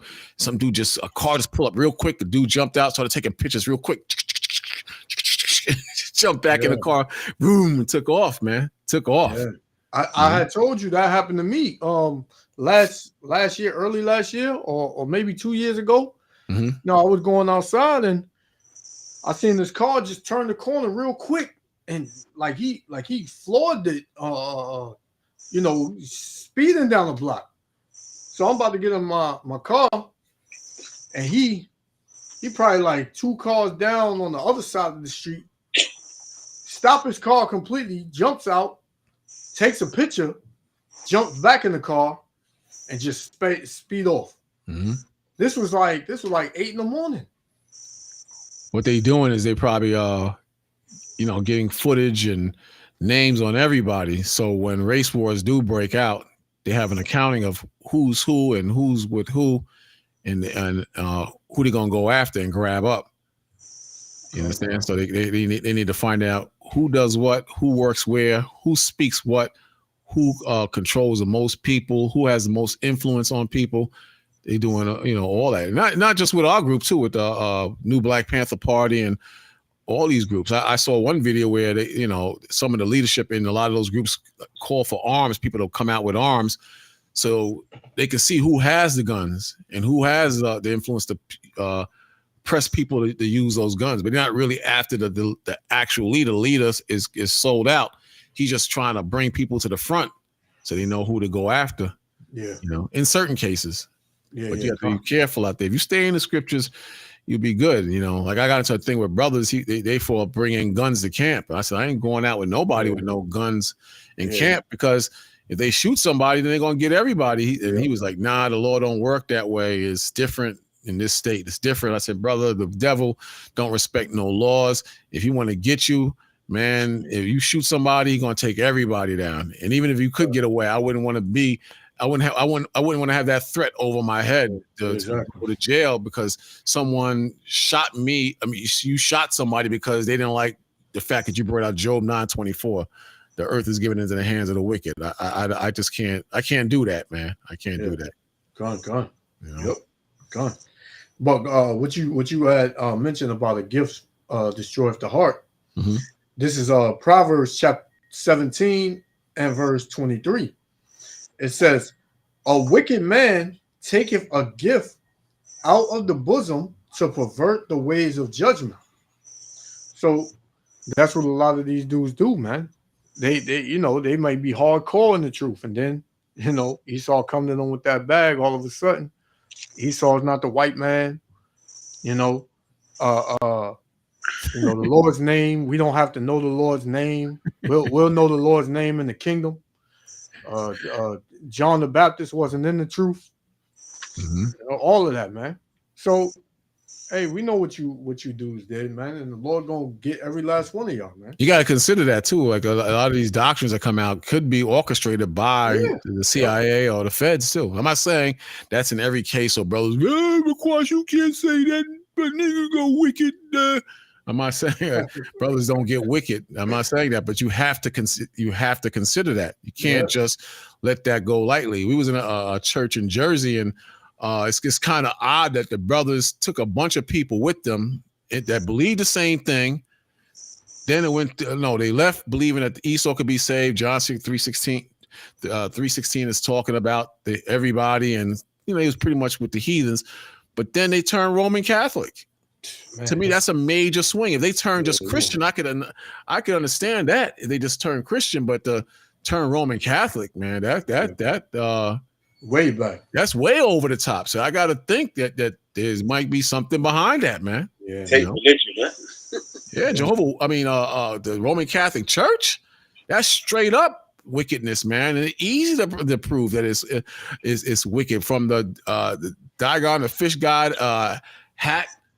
The fisherman's ring, sun worship. They got sun disc all over the damn church. Easter, pray to Mary, saying 10 Hail Marys. There's no way in scripture where it says to worship Mary, and the priest not having wives. You all day on that thing, Yeah. Come on, man. I mean, the two Babylons confirm everything I just said. Very basic book, the two Babylons. So come on, man. I mean, hey, like you just said, man, like that. And the scriptures say, the love of money is the root of all evil. That's more than likely that's what it is, man. They taking that money, under the table, and Esau just giving them a blank check, telling them to name their price, and they name their price. Well, that's what I heard with One West. They put a blank check on the table, and rumor had it that the leadership at that point didn't take the check, but then this time with Doc Comfy, he took that check this time. So you gotta look at it from that perspective, man. More money talks, and people cash out, man. And you can't say that money. There's no chance that we've been infiltrated. You have these things happen. Right. Yep. Gone. Internal FBI memos categorizing the Black Israelites as a high-risk movement due to their religious ideology and increasing popularity. Additionally, Iranian sources suggest that disillusioned former U.S. intelligence operatives have provided insider information detailing the scope of surveillance efforts. These whistleblowers reportedly leaked documents outlining FBI and CIA strategies for tracking Black Israelite gatherings, monitoring their online presence, and embedding undercover agents within the movement's leadership structures. Heard that? 2. What Iranian analysts... Yeah. Online movements. Yep. they definitely following and watching. I They're mean, watching this live right now. yeah. We've been saying this for years, though. It's no surprise to us. Yeah. You know, I remember the elders used to say, if any spies in here, I don't know what you're here for. We're just going to be watching. You're just going to be talking about the Bible. I know you in here. Yeah. Remember that. I've been looking around. Where's a spy at? I can't find a spy for nothing. Man. Yeah. Maybe you're shy, right? Yeah, you're shy. I know you in here. Yeah. I find a damn thing in here, but brothers reading the Bible. Yeah, The Most High curse you. God. And then you this is why you wonder why your channel gets shadow banned. Like, Oh yeah, definitely shadow banned. I put up a man. video, man. I get like 20 views sometimes, man. I'm like, yo, what the hell? And then a dude could put up a video on cats, and he'll get damn 100,000 views on a video on cats, man. Yeah. Come on, Definitely man. shadow banned. There's no doubt in my mind that I'm shadow banned. Even with your subscribers too. Like they may, like me, like my comments. Mhm. I don't get no comments. I gotta go on my emails to see all my comments, man. I went on my email. I got hundreds of comments from my videos. Yeah. But on under the comments on my videos, I have none when you go on my channel. None. They block it. They shadow ban it. And that's how they get you. This is what they was trying to fight against that, like free speech on social media. The right was fighting against that, but you're not going to beat that because the small hats, they control this whole thing, man. And the powers that be, they run the show. Information is power, and a lot of people go to the YouTube to get their news rather than going to the regular news now. They go to YouTube, so they go to Joe Rogan, they go to Alex Jones, they go to these different, they go to definitely on Rumble to get the information. So I'm streaming live on Rumble now. I do better on Rumble than regular YouTube now, and Rumble is slow. So but that's the game, man. The shadow ban you, and the devil has to keep this going. He can't let the truth come out.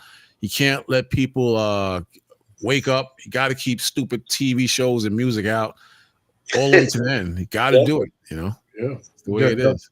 The only thing left for him to do is to put some dude, some group or some dude out there on the streets and have them do something crazy, and then link everybody in. That's what's going to be one of his moves, I believe, through the spirit. Or you can have somebody planted in a group to do something crazy to try to bring down the whole group. He might suggest that let's get guns and shoot people. And brother, we ain't doing that. The Lord said, we ought to wait ye upon him. We ain't supposed to do that. And the brother just be so out of over the top. He just want to do that and just bust off on a crowd of people. Yeah. Come on. Yep. And then link it back. They already tried to link, us to a couple of things, and it came out that it was false. Mm-hmm.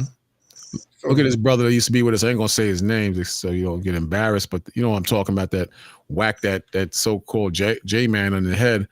Okay. They bagged him up, and that could have turned out really bad for us. But they putting like 3 to 6 or 3 to 10 years on this dude, something like that. Yeah. At that as of like 3 weeks ago, I heard. Wow. And just that quick, and everybody that was against him was their own people. Their own people was mainly on him. Wow. Oh yeah, that's crazy, man. Yeah. You got to watch how you move and what you do. Yeah. And it's true, man, because you got to hold yourself to a certain standard. Being in this truth, the Lord, like you just brought out, that the Lord was saying that wait upon Him. Yeah. We're not telling you not to defend yourself, but as much as life, and you live peaceably among all men. You got to watch how you move. You got to watch your people, how they react to you and how they move around you too. Like, I got like war with these damn Hamites in my building, and it's one. He wears a kufi. Clearly, is a Muslim, but he goes out of his way to help me with stuff. Like if I'm the truck is hard to park because it's a big truck, and he'll run across the street and like, no, slow down, come on, left, go left, go right, like numerous times. Yeah. So I think he recognized that I'm not just being an a-hole. And he sees when I come out the crib with this Shield of David and the bags and everything, and I come back home and whatnot, he knows that I'm not like the regular Negro. So, but the other ones, they just despise me, man. So you got to watch your surroundings, because you have enemies, man. You have enemies in the truth, or in the flock, or outside of the flock. And everybody reacts differently to the spirit and your mission. But you have to maintain and keep your mission. Gone.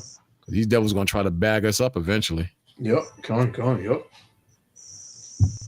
Let's say about the U.S. government's fear of Black Israelites. The Black Israelite movement presents a unique challenge to U.S. authorities precisely because it intersects with multiple areas of concern: historical revisionism, political mobilization, and international geopolitics. These dimensions, they claim, render Black Israelites a focal point of state surveillance, not due to any genuine security threat, but because of the movement's potential to disrupt the established order by challenging dominant historical and religious narratives. The U.S. government has a well-documented history of monitoring and suppressing Black-led movements, particularly those advocating for self-governance and challenging dominant historical frameworks.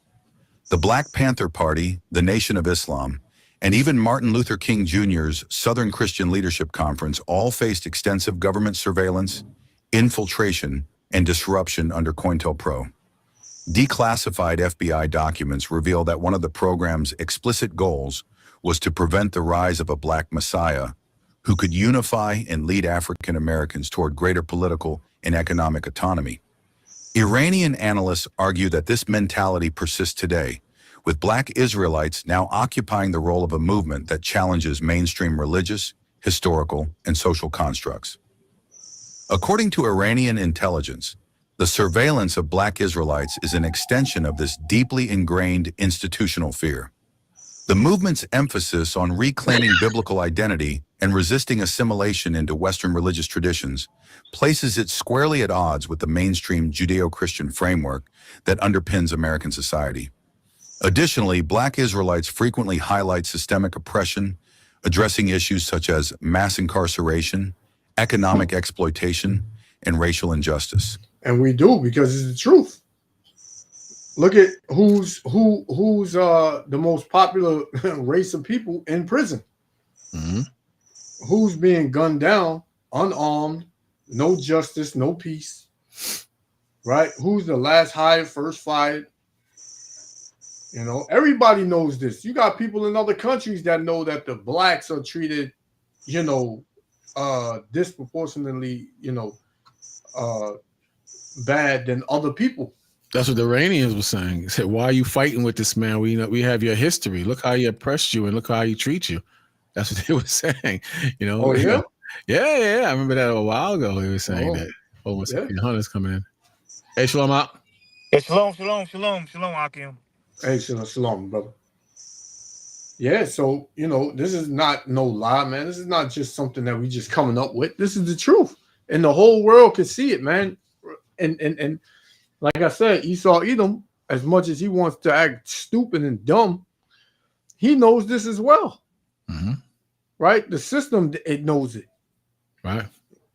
So it's not a lie, man. It's the truth. Topics that have historically provoked government scrutiny of Black-led movements. Iran suggests that by closely monitoring Black Israelites, U.S. intelligence agencies are not reacting to any tangible security threat, but are instead engaging in preemptive containment of a group that has the potential to shift public discourse in significant ways. Mm-hmm. While U.S. officials have occasionally pointed to isolated incidents of extremist rhetoric or confrontations involving individuals associated with the Black Israelite movement, Iranian analysts argue true motivation behind government surveillance is not fear of violent extremism, but fear of ideological influence. The core claim of Black Israelites, that African Americans are the true descendants of the biblical Israelites, poses a fundamental challenge to widely accepted historical and theological narratives. If this perspective were to gain widespread acceptance, Iranian scholars contend, it could have profound consequences for religious institutions, there you go, racial identity politics, exactly, There you go, right there. That's one of the main problems right there. That and prophecy, but that right there, because that would dismantle and shake up the world. Because now the church people would look totally foolish and stupid, man. You know, and that would open the gates to people going, well, maybe God does exist. Let me see what these brothers talking about. You know, that's the problem right there. Well, one of the problems. They got to stop that. Yep. So every time we do something stupid, they use that to make us look bad. Yep. But they ain't gonna stop this truth. You know, they said this guy from the Nation of Islam, he was talking last night. You know, you can say whatever you want. He was saying he watch us like a hawk. He said, and he said he knows he was pretty much saying he knows our breakdowns and where we're wrong. We don't understand the scriptures. We say we're very disrespectful to women out in the streets. We break down the scriptures wrong. He was going, this guy watches us a lot, he said. He said he mainly watches Israel United in Christ and the UPK, but he mainly watches Israel United in Christ. I wonder why he mainly watches Israel United in Christ. He said all the marching, all the street teaching, we stole that from them, he said. He said we stole that from them. He said, where were you guys in the 60s when the white man was beating us upside our heads? He don't care about, pretty much said he don't care about Abba Bivens. He didn't say it like that, but he pretty much, he ain't giving Abba Bivens any credit. Where were you guys, he's saying. You know, very good conversation though last night. Very good conversation. Everybody was respectful. And, you know, I started pressing them with questions about Yaqub, the big head scientist, and their understanding of Islam. You know, very good conversation. Very good. This was a Muslim that was saying all this. Yeah. This is from FOI Muslim though, not bow tie Muslim, not bedsheet, bow tie. Oh, okay. One of them stern, ain't scared to say what's on his mind type Muslims, huh? Yeah. Well, he was pretty. Yeah, he said what was on his mind. Very. He was respectful though. You know, yeah. But clearly he has an issue with us though. Yeah, of course. He said we're very disrespectful. They're very disrespectful, man. You know? I mean, I don't know where people get that from. Like, was you disrespectful to him last night? No. He watches the videos, and I guess he's saying in their travels, you know how brothers get on the Nation of Islam. Farrakh Khan, he's a con man, and he's an Edomite, and that's so go sell your bean pies. Some brothers could be very disrespectful, you know. I remember one time we was teaching, and you was there. We was teaching this Muslim dude, and we was having a good conversation. And then one brother, I ain't gonna mention his name because I don't want no problems. He just ripped into the dude. The dude was highly offended. He went down the block. I said, yo, brother, I was just telling the brother we had a good conversation, man. No, get out of here, man. Get out of here, man. You guys are doing it. I said, damn, brother, why you had to come at him like that, you know? But that's the difference, though. That's the difference because when somebody comes up and says, "Oh, I don't believe in the Bible," the hell, you know what I'm saying? Y'all this is telling lies and this and that. We don't get bent out of shape and get emotional and say, "You know what, man? Nobody don't want to listen to the Bible. We out of here, man. Pack up the stuff. We out of here. We ain't doing none of that." All right. But as soon as you mention, Islam, Christian, Baptist, whatever, everybody get emotional. They want to go up the block. They don't, I'm gonna go on that one. Just like the dude last time, the elder just asked, he asked him, Lamont, what did you ask him last week? You just said, the guy from, I forgot where he was from. He was from Ecuador. Lamont said, are you Mexican? He got all bent. He got mad. He said it's very disrespectful for you to ask a man his nationality. How is that? How is that disrespectful? So that means that I can say you're anything and anybody then. You wouldn't say that. You just off of your answer and your body language. Mm-hmm. It shows that you want somebody to look at you a certain way. Right. You know what I'm saying? You said, no, I'm Ecuadorian. And then and then turn around and say you shouldn't ask somebody their nationality. So why you told us your nationality then? It's just insane, man. Everybody got something to say, but when it comes down to really talk about what's really going on, nobody got nothing to say. It's crazy, man. We don't get this out of shit. Your Hunter, it didn't take. I don't know what happened, man. I don't know. I'll wait for him. We don't get bent out of shape when somebody say they don't believe in the Bible. Yeah, it's all right. We, because we understand that this is not for everybody, and everybody's not going to come into this, and everybody's not going to know what this truth is about. And we fine with that, But y'all, you get all bent out of shape when we talk about something else, man. Like, yo, don't come up and talk to us because we're gonna rebuke you. We're gonna tell you where you're going off. We're gonna do that. We was commanded to do that. Mm-hmm. So if you don't want to hear that, then you don't have to come around us. And even international relations. Iranian officials outlined 3 primary reasons why they believe the U.S. government views the growing influence of Black Israelites as a potential threat. First, the movement's assertion that mainstream interpretations of biblical history have been deliberately distorted represents a direct challenge to Western religious institutions. According to this perspective, European powers and religious authorities have historically suppressed the truth about the true identity of the Israelites to maintain control over historical narratives. If the Black Israelite interpretation were to gain traction, it could significantly undermine the credibility of Western religious institutions, particularly those. And it already has. Like you mentioned earlier, Elder, that people coming out to church now. Oh yeah, because the church ain't got no answers. Mm-hmm. So and you got Israelites waking up every day, every single day. So they're like, man, why is this happening so frequently, man? Every day, man. There's a new camp here. Oh, you guys weren't here last week. They're popping up everywhere. Camps popping up everywhere, man. Mm-hmm.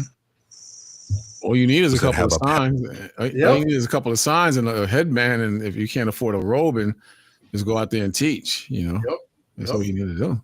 People can't get away from it now. Mm-hmm. Now it's like, before you probably can, them brothers, they on 42nd Street. Let's stay from over there. But now you come out your door, wherever you at, you go up the block, turn the corner, and there's a camp right there. Yep. Held a Eurocentric portrayal of biblical figures. This revisionist perspective, Iranian analysts argue, is particularly troubling for the U.S. government because it strikes at the heart of America's religious and cultural foundations. Christianity has played a central role in shaping American identity, and any widespread challenge to traditional theological interpretations could lead to broader societal shifts. If African Americans, and potentially other groups, began embracing an alternative biblical narrative that rejects traditional church teachings, it could diminish the authority of mainstream religious institutions and usher in a wave of religious and cultural realignment. Beyond its religious implications, the Black Israelite movement has increasingly vocalized its stance on systemic racism, police brutality, mass incarceration, and economic inequality. Many Black Israelites see their identity not merely as a religious awakening, but as a call to action against contemporary forms of oppression. This intersection of faith and activism. Iranian intelligence claims that U.S. intelligence agencies have enacted a series of covert operations aimed at neutralizing the Black Israelite movement. These operations allegedly include extensive digital surveillance, infiltration of Black Israelite groups, and disinformation campaigns designed to discredit the movement's leaders. Iran asserts that the FBI has placed undercover informants within Black Israelite communities, monitoring their activities and gathering intelligence on their beliefs and organizational structures. That's crazy. Even when say the Passover, you have all these brothers getting together for the Passover. Hey, some of them could be agents in there, just trying to,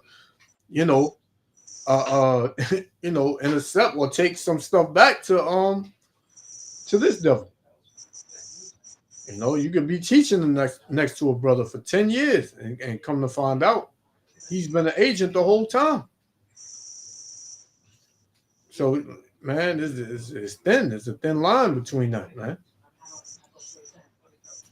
You just never know. Yeah, very, very thin. Yep. Some people have a price. Yeah. Yep. Mm-hmm. Some people do have a price, man. Yeah. Or you might be in a jam and you need some help legally, and the devil come. This is what you're going to do. They might have set you up to get in that jam. Yep. So this is what you're going to do. You're going to go in there. You're going to get close to the leader. You do know the leader, right?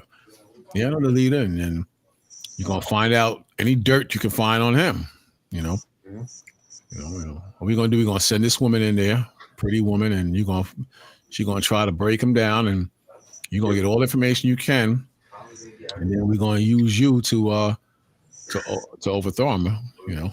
Yep. Come on, get him in the scandal. Right. You know. Iranian reports suggest that the U.S. government is actively shaping media narratives to portray Black Israelites as an extremist fringe group rather than a legitimate religious or historical movement. By linking the movement to isolated incidents of confrontation or controversial rhetoric, intelligence agencies allegedly seek to marginalize Black Israelites in the public eye, making it easier to justify continued surveillance and intervention.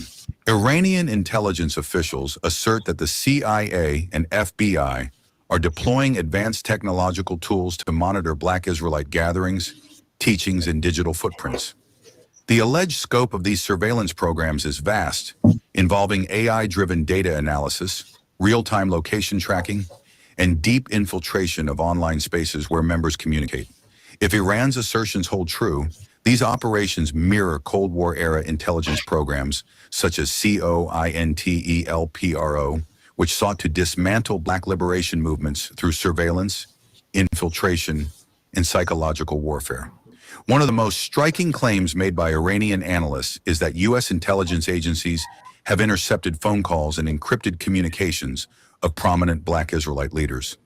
The leaked documents reportedly detail extensive efforts to gather intelligence on their ideological stances, plans for religious gatherings, and connections with other social movements. Iranian sources suggest that American intelligence agencies have leveraged the Foreign Intelligence Surveillance Act, FISA courts, to justify wiretapping and electronic eavesdropping on individuals associated with Black Israelite communities. So you know they listen to us. While the U.S. government frequently justifies such surveillance in the name of national security. Okay, what you said, Elder? So you know they listen to the phone calls, and if I call somebody and that somebody has a phone, they listen to that phone call. So they track, get all the dirt and whatever they can use against us or to weaken us. You know, and some brothers like, well, you ain't that important that they doing that, man. You out of your mind. You out of your mind. They've been doing this. You heard them say they've been doing this since the Black Panther Party situation. Yeah, and Garvey shut him down. They got him on tax evasion, so they know what the hell they doing, man. They've been doing this from day one. Like you ever see sometime you're on your phone, and I think Alexa, something like that. Say, I didn't hear you. I didn't what you said. Yeah. What the hell is that? Why you listen to my conversation? Yeah. Yeah. Or you might hear another conversation that'll tap in. He'd be like, yo, you heard that? Yeah, this devil watching, man. He hearing, listening. He said he got a digital footprint. So they know where we teach at. They know what we saying. You know, because we, every brother they use, whether it's a tablet or a phone or whatever to record the street videos or lives or whatever. So this devil, he's tracking you through everything you use. This is why the scripture says, obey the powers that be. You don't want to be hustling drugs on the side while you're in a movement or teaching the word of the Most High or buying hoes or selling them. Whatever the case may be, you don't want to be doing that because at some point they're gonna come and get you, and you're gonna do what they say, or they're gonna put you in jail. They're gonna have you violated in the jail. They might put you in the worst kind of jail. Totally destroy your name. So now you got a choice. You never believed in the Most High totally, so now you're a damn what you call it, spy for the system or agent. Now you're an agent for the system. It sounds hard to believe, but you got to realize that it's not that hard to believe. You got tons and tons of brothers on the streets. I don't agree with Israel United in Christ, but I give them credit, where credit is due. I said, going back and forth with his brother, he just didn't like the group. I said, man, it don't matter if you don't like the group, but if they doing something that's right, you got to give them credit for that. And that's the discipline and the order in the marching, you got to give the brothers credit for that. No, I don't care. They wicked. I said, all right, brother. So, but the point is, the devil looks at that and he's like, yo, I got to stop this. This can't fly. I got to stop this. And he shuts it down or figures a way to infiltrate the group or send somebody in there. Yep. That's real. It's pretty dangerous when you got a huge camp like that. Oh yeah, because you never know who's in there sincerely and who's not. Mm-hmm. I remember when we used to march in Morningside Park. We on Sundays for the trooper and the officers program, and we had these outfits. They look like ninja outfits. All you could see was our face, and you had all black on. And you had to wear black boots, and we would march through combat inside the park. And one day a helicopter flew over us and was just hovering over us, man, in Harlem. I'll never forget it. And then we marched back, and at that time, the Nation of Islam, they had a mosque on Fifth Avenue. And I remember we was approaching them, and the look of fear that was on their face, man. There was this fear on their face. I remember that Sunday. But that helicopter, that showed me like, yo, this is not a joke.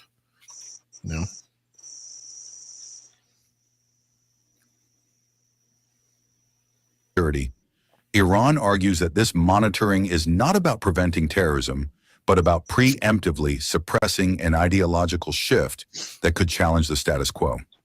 By surveilling private communications, intelligence agencies can anticipate organizational strategies, detect patterns of mobilization, and even plant disinformation to create distrust within the movement. This strategy, Iranian analysts suggest, is not about responding to threats, it's about maintaining control over emerging ideological transformations. Iran's intelligence sources further allege that U.S. authorities are utilizing artificial intelligence, AI, to track Black Israelite discourse online. AI-driven programs reportedly analyze keywords, sentiments, and engagement metrics associated with Black Israelite teachings, allowing intelligence agencies to detect emerging trends, identify influential figures, and flag discussions that challenge mainstream narratives on race, history, and religion. According to Iranian analysts, this level of digital surveillance enables U.S. agencies to construct detailed psychological profiles of key Black Israelite leaders, predicting their behavior and preemptively countering their influence. The AI programs allegedly categorize discussions based on themes such as anti-colonial sentiment, critiques of institutional Christianity, and challenges to Western interpretations of Jewish history. Iran argues that such surveillance is part of a broader strategy to maintain ideological control and prevent a large-scale shift in historical consciousness. Beyond digital monitoring, Iranian intelligence reports claim that the U.S. government employs geo-tracking technology to follow the movements of Black Israelite leaders and prominent members. This surveillance involves tracking mobile devices, scanning surveillance cameras near major Black Israelite gatherings, and deploying drones for real-time monitoring. If Iran's claims are accurate, the objective of this geo-tracking operation is to map out networks of influence, identify high-profile gatherings, and preemptively disrupt large-scale religious or political mobilization efforts. These tactics, Iranian analysts suggest, bear a striking resemblance to past intelligence efforts targeting Black nationalist organizations, wherein authorities closely monitored figures like Malcolm X and Martin Luther King Jr.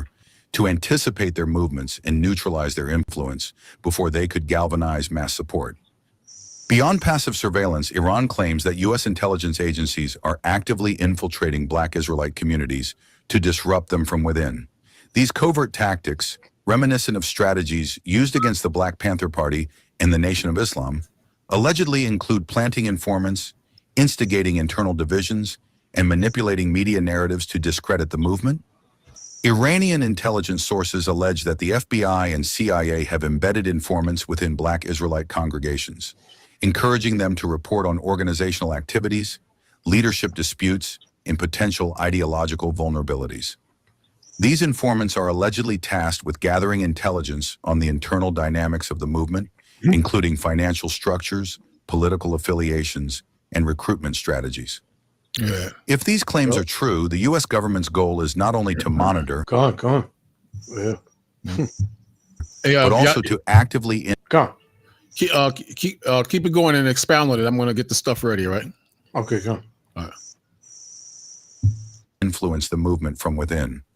By strategically placing informants in positions of leadership or trust, intelligence agencies can shape discussions, redirect organizational efforts, and discourage members from engaging in broader political activism. This strategy mirrors historical tactics used against Black civil rights organizations, where paid informants were deployed to sow internal mistrust and discredit key figures.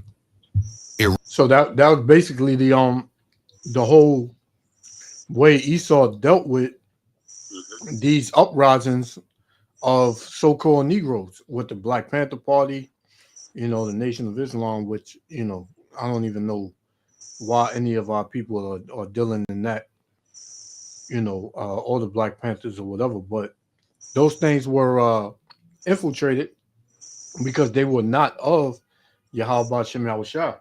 See, like us, like we don't follow no man, like I said earlier. Yeah, the Lord set up elders to teach the word, but ultimately he's the one running the show. He's the one running this, man. And you can't understand that because you're not an Israelite, you devil, and the fact that it's too hot for you. But let me show you why you have this quote unquote great awakening. This is Isaiah chapter 34 and verse 16. It says, "Seek ye out of the book of the Lord and read." The book of the Lord is the Bible. It says, "No one of these shall fail." So none of these things that are written in the Bible is going to fail, man. Everything is going to come to pass. Everything. And it was already prophesied when you read the book of Ezekiel, chapter 37, that both tribes, because you keep saying African Americans. We don't only say the African Americans are Israelites. We also say the so-called Latinos and Native Americans are Israelites as well. So you want to keep this black. You want to keep everything black, just like the Black Panthers, right? You want to put that label black out there because it's a synonym for, it has synonyms for, as in being dirty, void of light, disgusting, filthy, right? Which that's you, right? But none of these are gonna fail, man. You just want to keep running with the black narrative to try to cause more separation, but you know what we teach. So it says, no one of these shall fail, none shall want her mate. No other book is going to add up or level up to the Bible. The Bible is the number one book sold in history, period. The Bible is. It says, "For my mouth it have commanded it." So the Lord's mouth commanded this, man. It says, "And his spirit it have gathered them." So it's the spirit of the Lord that's causing this great awakening. Good. Like we're just being used as vessels, but the spirit of the Lord is speaking through us. We just vessels, man. And we know this. We don't think that we're, anything more than vessels. The Lord don't need us, but it's the spirit of the Lord and the mouth of the Lord that got the whole world in the uproar, man. Here it is. You got the Iranian analysts, the Iranian, intelligence, all the way over there on the so-called what is that? The Middle East, as they say. Mm-hmm. That know what's going on over here, and that they know that the Israelites are a threat to America, not just America, but the whole world, man. Because now the truth is out, and it's only going to increase. It's only going to increase, man. You got something, Elder? No, I'm listening to you, priest. Yeah. So okay, come on. That's what's going to happen, man. It's just going to continue to grow. It's going to continue to grow, and you spent billions of dollars to keep this truth from us, and we still got it.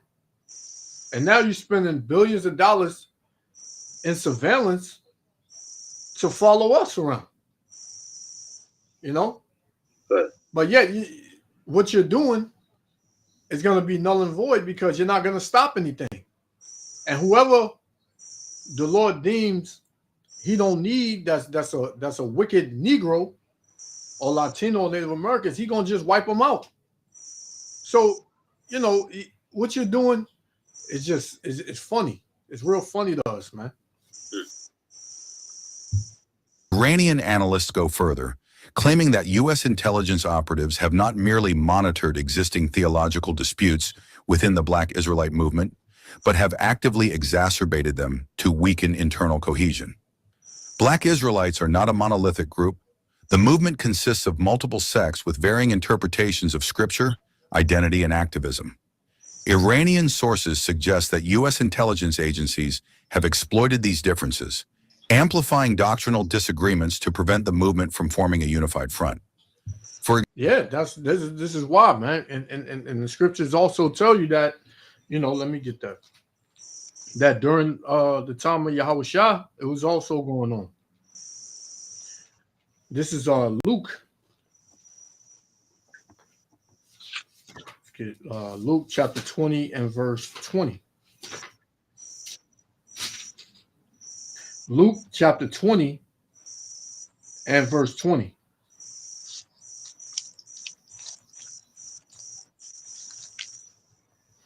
And it reads, it says, and they watched him and sent forth spies, which should feign themselves just men. Because, like you said, you got informants and you've infiltrated, you know, certain camps and certain, you know, congregations or whatever. You know, so the same way they had spies back then, we know that there are spies among us. Right. It says, which should feign themselves just men, that they might take hold of his words. Yeah, take hold of our words, the words of the Lord that we speak, that so they might deliver him unto the power and authority of the governor. Because, you know, like the elder said earlier, they looking for a reason to come after us, man. That's all they doing. They're looking for something to justify them coming after us, man. What you're gonna do it anyway, because you're gonna find out that nothing you was doing is working. So now you got to come in with your blessing, which is the sword, to try to, you know, finish the job. But it's not gonna work the way you think. It's not gonna work the way you think, man. You know, let's get Galatians chapter 2. If you got anything, elder, you know. Yeah, you got to skip me today. I'm not like dizzy, you know. Oh, okay, come. I ain't feeling too good. I'm listening. Come. This is Galatians chapter 2. And I'm gonna start at 1. It says, 1 second, 2 and 1? Yeah, Galatians 2 and 1. All right. It says, then 14 years after I went up again to Jerusalem with Barnabas and took Titus with me also, I went up by revelation and communicated unto them that gospel which I preached among the Gentiles, but privately to them which were of reputation, lest by any means I should run or had run in vain. Right? So Titus, Barnabas, those are all Israelites. It says, but neither Titus, who was with me, being a Greek, which he was an Israelite, was compelled to be circumcised.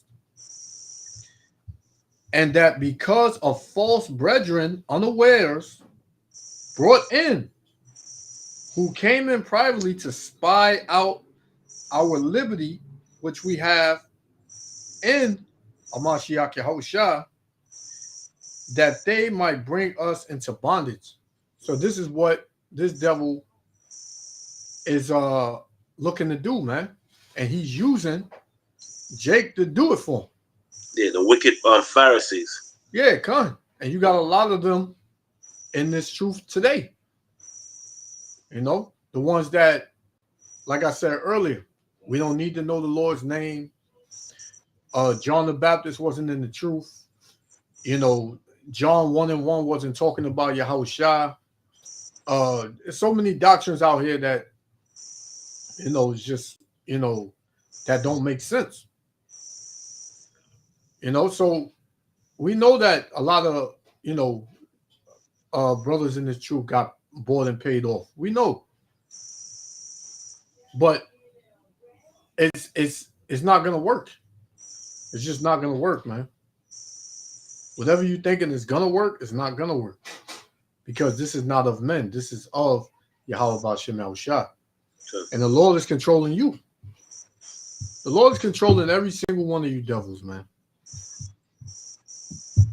For example, by fueling debates over whether non-black individuals can be part of the Israelite lineage, intelligence agencies can deepen rifts that undermine collective organization. Similarly, Iranian reports claim that intelligence agencies have encouraged internal conflicts by spreading misinformation about prominent black Israelite leaders.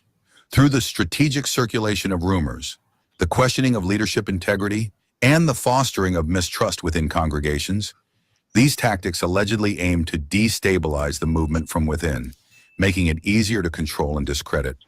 Iran's intelligence community further argues that one of the most effective ways the U.S. government seeks to neutralize black Israelites is by shaping public perception.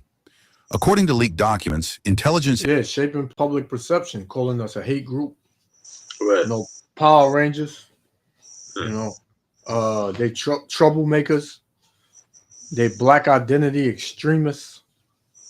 Yeah, Even our own people, man. Our own people, they come up and I've seen, at least in the past month, I think I've seen at least 20 videos where you got our people saying the title of their videos is why I'm no longer a Hebrew Israelite. The title of their videos, why I came out of the Hebrew Israelite cult. It's just madness, man. Yeah. But hey, where you gonna go back to? You going back in the world? You gonna go back to being a Christian? Because when you're a Christian, you can pretty much eat what you want, dress how you want, do what you want, and then just go to church on Sunday and say, "Praise Jesus." And you good? Nah, man, that's a lot, man. So what's gonna happen, Elder? What I believe in the spirit is gonna happen. Jake gonna keep doing what he want, but then when the SHIT hit the fan, that's when Jake gonna try to jump back in. Exactly, hypocrite. Yeah, he gonna try to jump back in. Hey, come on, man, let me back in. Let me back in the camp, man. Come on, man. Knocking on the door. Calling brothers up like, "Yo, man, y'all still out there teaching? I'm gonna come down. I'm gonna come down and teach with y'all." Yeah. Nah, man. Nah. Because what's that scripture where the Lord where it says that the servant started, he got impatient. Start beating. Yeah, come on. I know it's in the New Testament. I think is it in John? It's about being a manservant, right? Yeah, come on. Okay. That's in Luke chapter 12:45. Luke 12:45. Yeah. Luke 12. 45 to 47. Come on. I'll start at Could start at verse 42. Come on. You could break it down, Elder. This is Luke 12:42. It said, "And the Lord said, who then is that faithful and wise steward, whom his Lord shall make ruler over his household?" Right. To give them. We know a steward is the one that's over the church, and so forth. The main is like a bishop. But we know steward and bishop is two different things, So steward is the one that, like I said, over the church of the people and so forth, right? Go ahead. It says, whom his Lord shall make ruler over his household. And the household, we know, is us, the Israelites. Go ahead. It says, Salakia. It says to give them their portion of meat in due season. And to give them a portion of meat in due season. Um, um, Hold on a second. In Luke, it said portion of meat in due season. In Luke 19, I could get a precept for that. Luke 19, 17 to 19. Come on, Luke 19, verse 17. Mm-hmm. It says, and he said unto him, well, thou good servant, because thou hast been faithful in a very little, have thou authority over 10 cities. Mm-hmm. And the So second, we know it's not literally a city. We're talking about the people, our 10 brothers. You know? And the second came saying, Lord, thy pound have gained 5 pounds. Right. So in addition, teaching and knowledge now, when you have 5 men, the words keep spreading and so forth, and you get another 5 pounds. Mm-hmm. 5 men. You see? Go ahead. God. It says, and he said likewise to him, be thou also over 5 cities. Mm-hmm. And another came saying, Lord, behold, here is thy pound, which I have kept laid up in a napkin. Mm-hmm. For I feared thee, because thou art an austere man. Mm-hmm. They call him a mean person. Go ahead. Yeah. Thou takest up that thou layest not down, mm-hmm. and reapest that thou didst not sow. Right. Because it's reaping that was that not sown. In other words, those brothers that came in knowledge, he's not his responsibility. See, that's why I said reaping was that and not sow. He didn't go and teach his word. So these 10 men that came that gained, that his job is supposed to teach them, but it was other men that did that. So he tried to take away. You remember the scripture said that do not go and teach where another man as plant on the foundation. Other men's foundation. That's what this guy was doing. But I just bring this precept. We said let's go back to Luke 12:42. Come, Luke chapter 12 and verse 42. Mm-hmm. It says, and the Lord said, who then is a faithful and wise steward, mm-hmm. whom his Lord shall make ruler over his household, mm-hmm. to give them their portion of meat in due season. Right. See? So that portion is the reward and so Christ that gave to the good steward that teach the word. And that gave more talent and so forth. You know what I'm saying? Go ahead.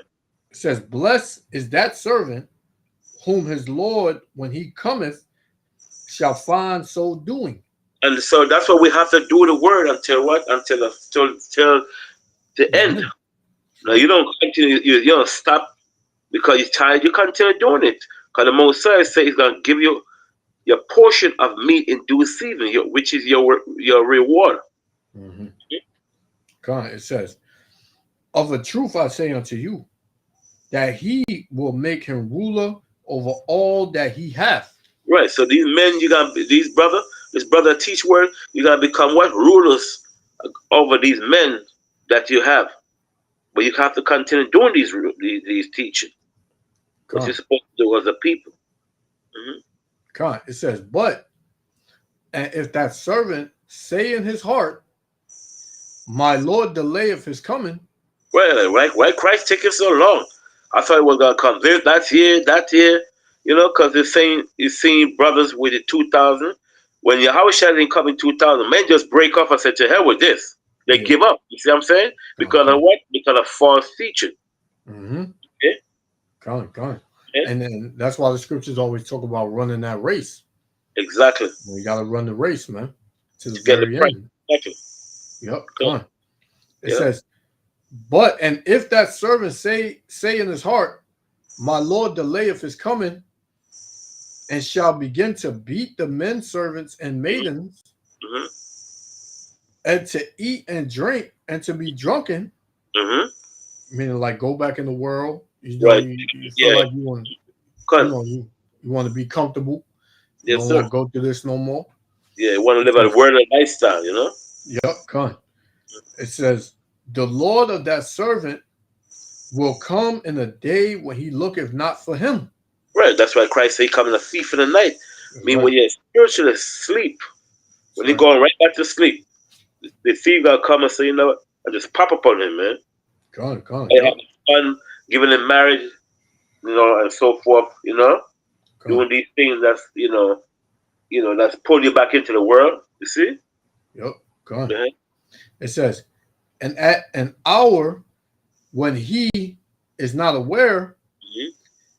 and will cut him in sunder, Mhm. and will appoint him his portion with the unbelievers. Mhm. Yep.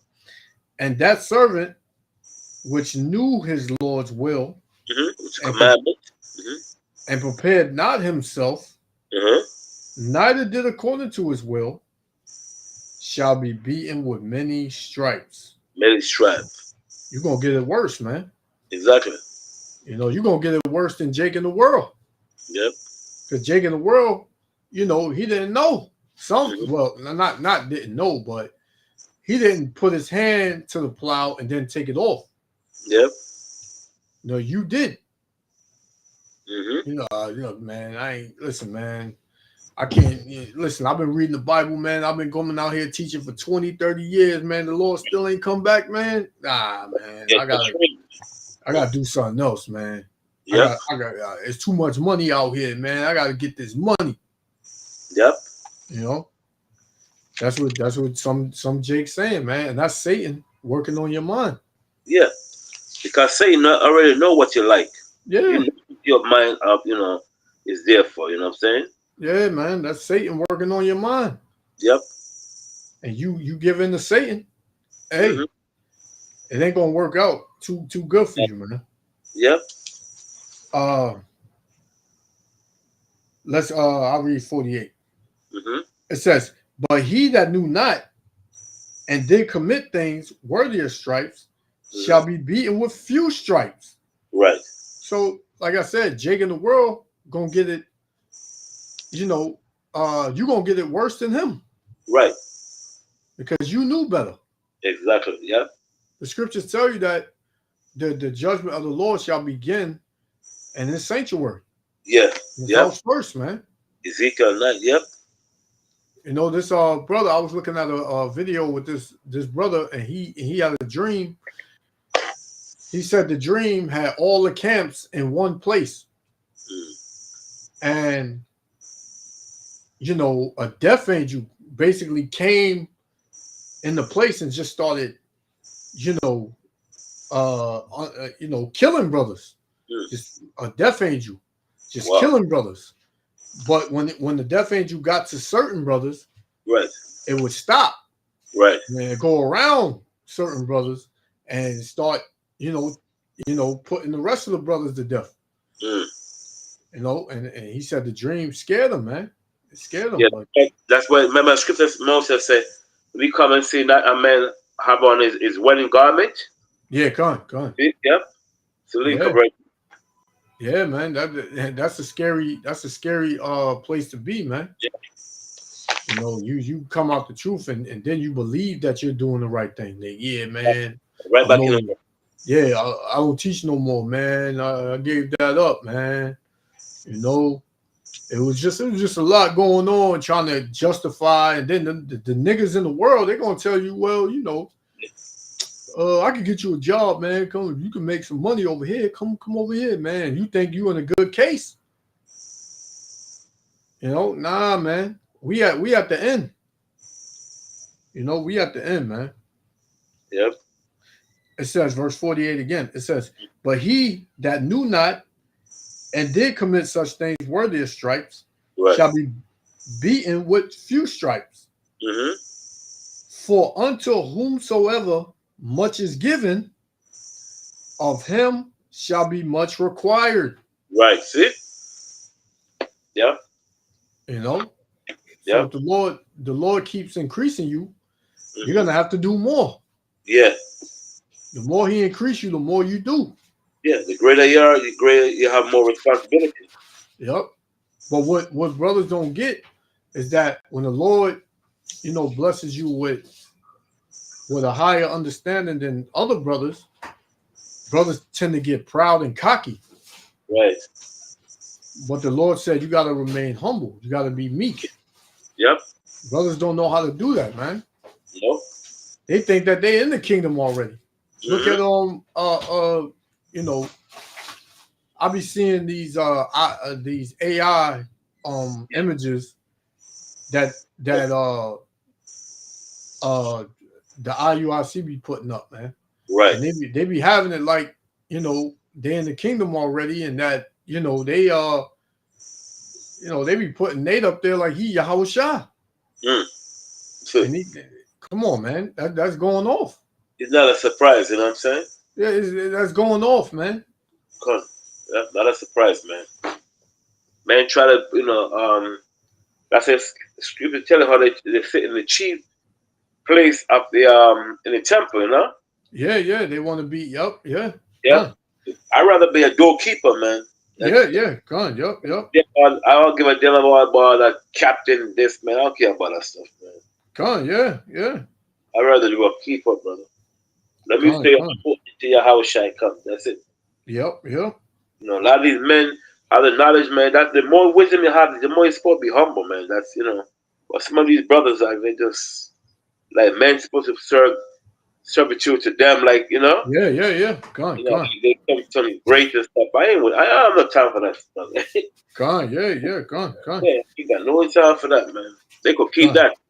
Yeah, I had to get it. This is on. Yeah.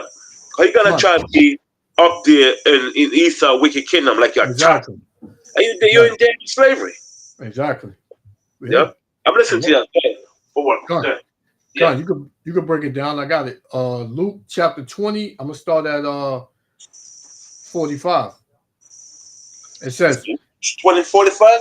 Yeah, Luke chapter 20, verse 45. Let me get my Bible. Okay, Luke 20:45. Con. Yeah. And it reads, it says, then in the audience of all the people, he said unto the disciples, beware of the scribes, which desire to walk in long robes. And that's what's going on today. And love greetings in the markets. Yep. And the highest seats in the synagogues. Right. They greeting and stuff. Hey, shalom, brother. Yeah. Shalom, elders. Shalom, this and that. You know what I mean? Shalom, high priest, all that crap. The scripture telling them, do not give yourself any flattering title. Yep. You know what I'm saying? You don't see nowhere Bible people giving twice sheet, all that garbage. Yeah, come on. So I don't, I never was, when I was with Dr. Yard, brother, he teach us to be humble. And I have that since I was 9 years old. I still have the type of spirit. You know what I'm saying? That trying to be puffed up. I ain't got no time for that stuff. I got too much in my mind to be worry about being damn puffed up. And I'm in captivity, catching hell with bills and stuff. Yep.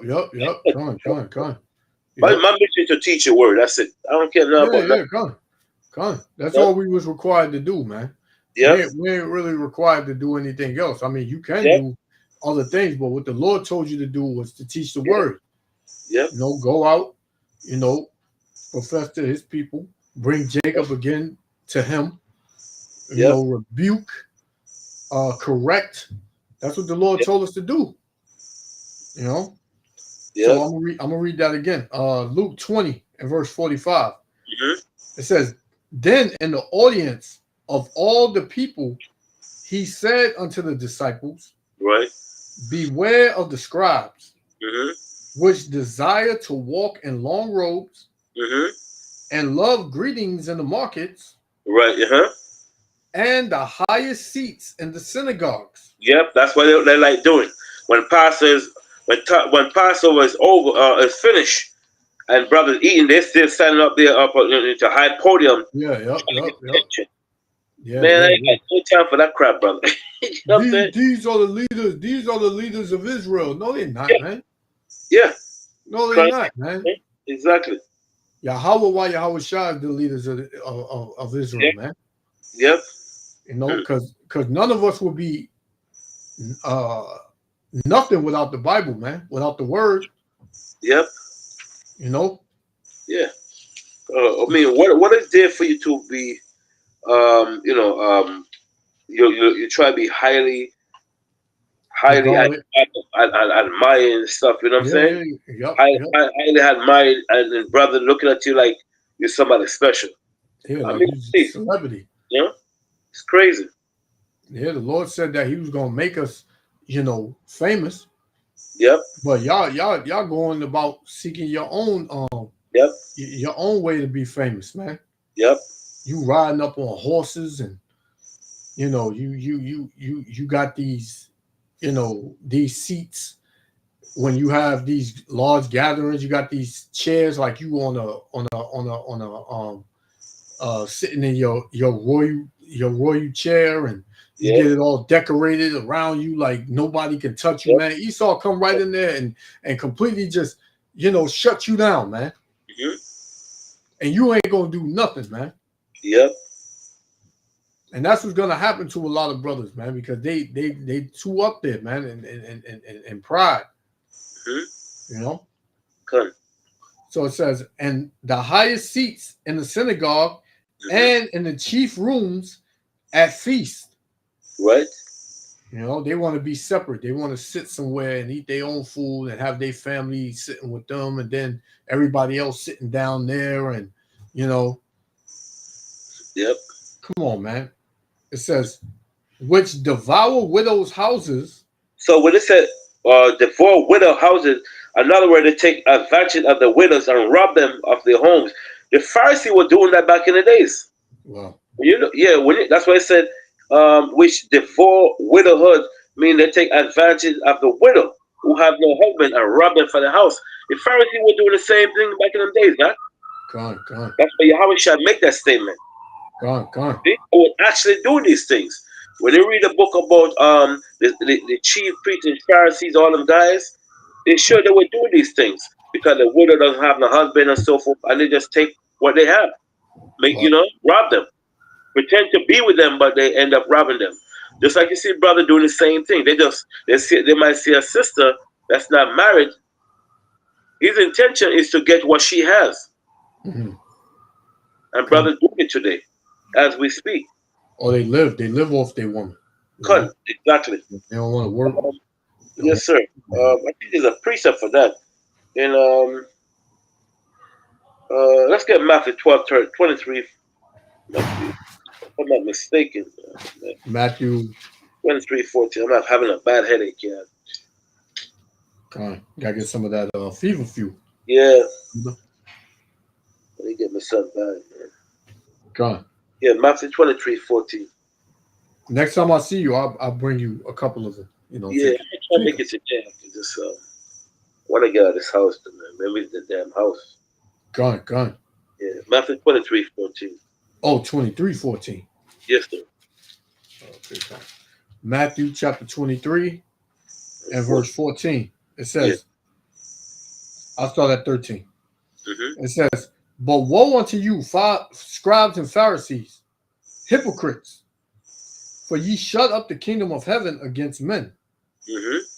For ye neither go in yourselves, Mm-hmm. neither suffer ye them that are entering to go in. Right.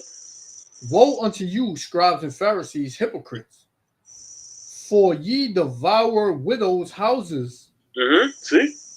Devour me, rob widows' houses. That's the one. Gone. It says, and for a pretense make long prayer. Mm-hmm. Therefore ye shall receive the greater damnation. Yes, right. Because they're supposed to be what? They're supposed to know better. Yeah, gone. See? They're supposed to know better. Gone. That's crazy, man. Mm-hmm. Yeah, devour widow houses. They rob the widows. They don't have a husband, so he found a better way he could deal with her now, and then rob her for all she has. Yeah, because She has to be submitted to him now because she got to become his new husband. yeah, You know what I'm saying? Eve is the weaker vessel, so Yeah, her new husband. Yeah, you can easily overthrow Eve if she by yeah, herself and vulnerable and yeah. and pretty much ain't got no protection. You Yeah. can come in and play that serpent. Yep. and that's what a lot of them was doing back then, and today, like the elder said. So it says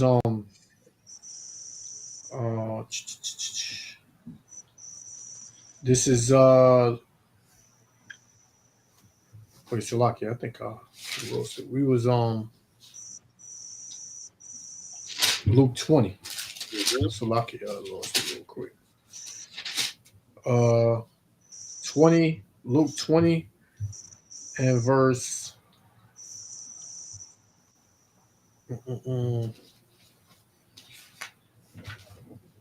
Salakia. 16. 46. Luke 20 and 40. Yeah, 20 and 46. I'll start over. Luke 20 and 46. Beware of the scribes which desire to walk in long robes and love greetings in the markets and in the highest seats in the synagogues and the chief rooms at the feast. So they want to be the man. Right.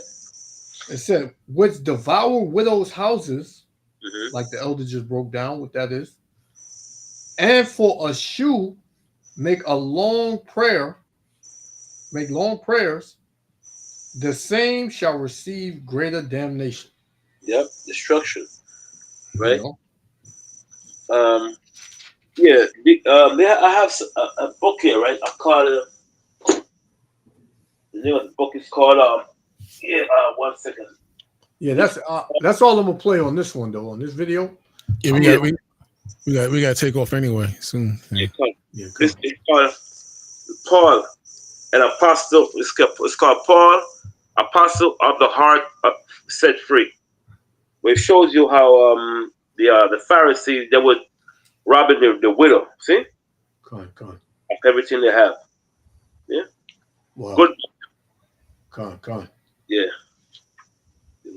I sure the Bible doesn't lie, man. Come on. Yeah. Bible doesn't lie.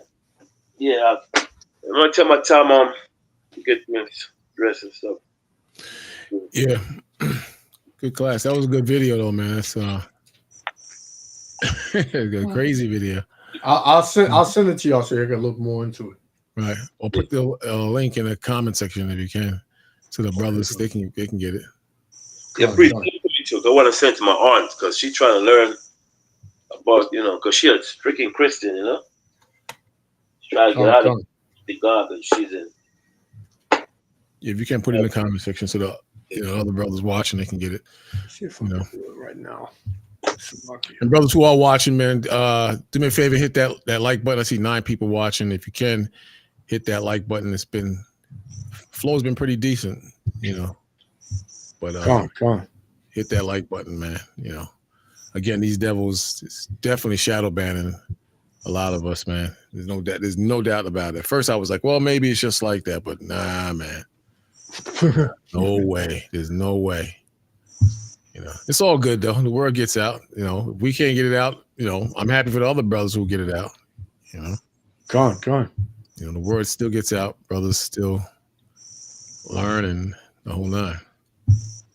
But come on. I'm trying to figure out how to put it in the comment. Oh, just find you got the link already, right?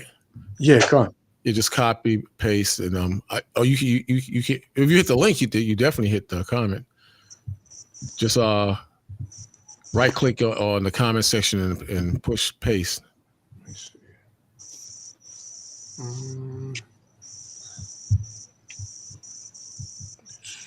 It won't let you?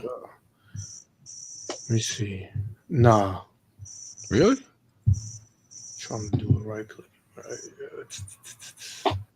No, it's not popping up. All right. Well, brothers, we got the Passover coming up next month. Some brothers is doing it on the 11th, some is doing it on the 13th, and some is doing it on the 12th. Be careful in your travels because this time of year it gets real crazy, man. So, just watch what you do, man, and try to stay in the graces of the Most High. Be humble, like the brothers brought out about 5 minutes ago. Be humble and focus on what's required of you, of the Most High. Oh, I say it in the private. I see it in the private. In the private. Yeah. Come on. I'll copy it from the private. Copy. Let me see if I get it in there now. Paste. Is that it?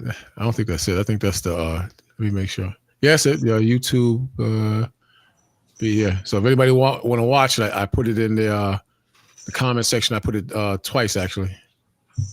So if anybody want to continually watch it, then you can check it out there. Yeah, it's about 40 minutes long. Yeah, very interesting. You know, but that's what we up against, man. We're gonna be. It's a lot of bull crap.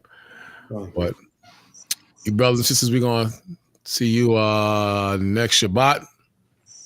If we don't, then have a blessed Passover. I think for some people they started the new moon last night. I think I'm not sure. I saw something online. I'm not sure. But you brothers and sisters, you stay focused in the faith and do what's right. Don't get caught up in any foolishness. Pray for us, and we'll pray for you, and we'll pray for the other brothers who are, weak in spirit, or be a pillar to the brothers and sisters who are in a dire situation. But the water for stopping by. It's always great to see brothers and sisters, and we'll see you next week. We got to hit the road. If you want to watch us in the street, we're on Facebook.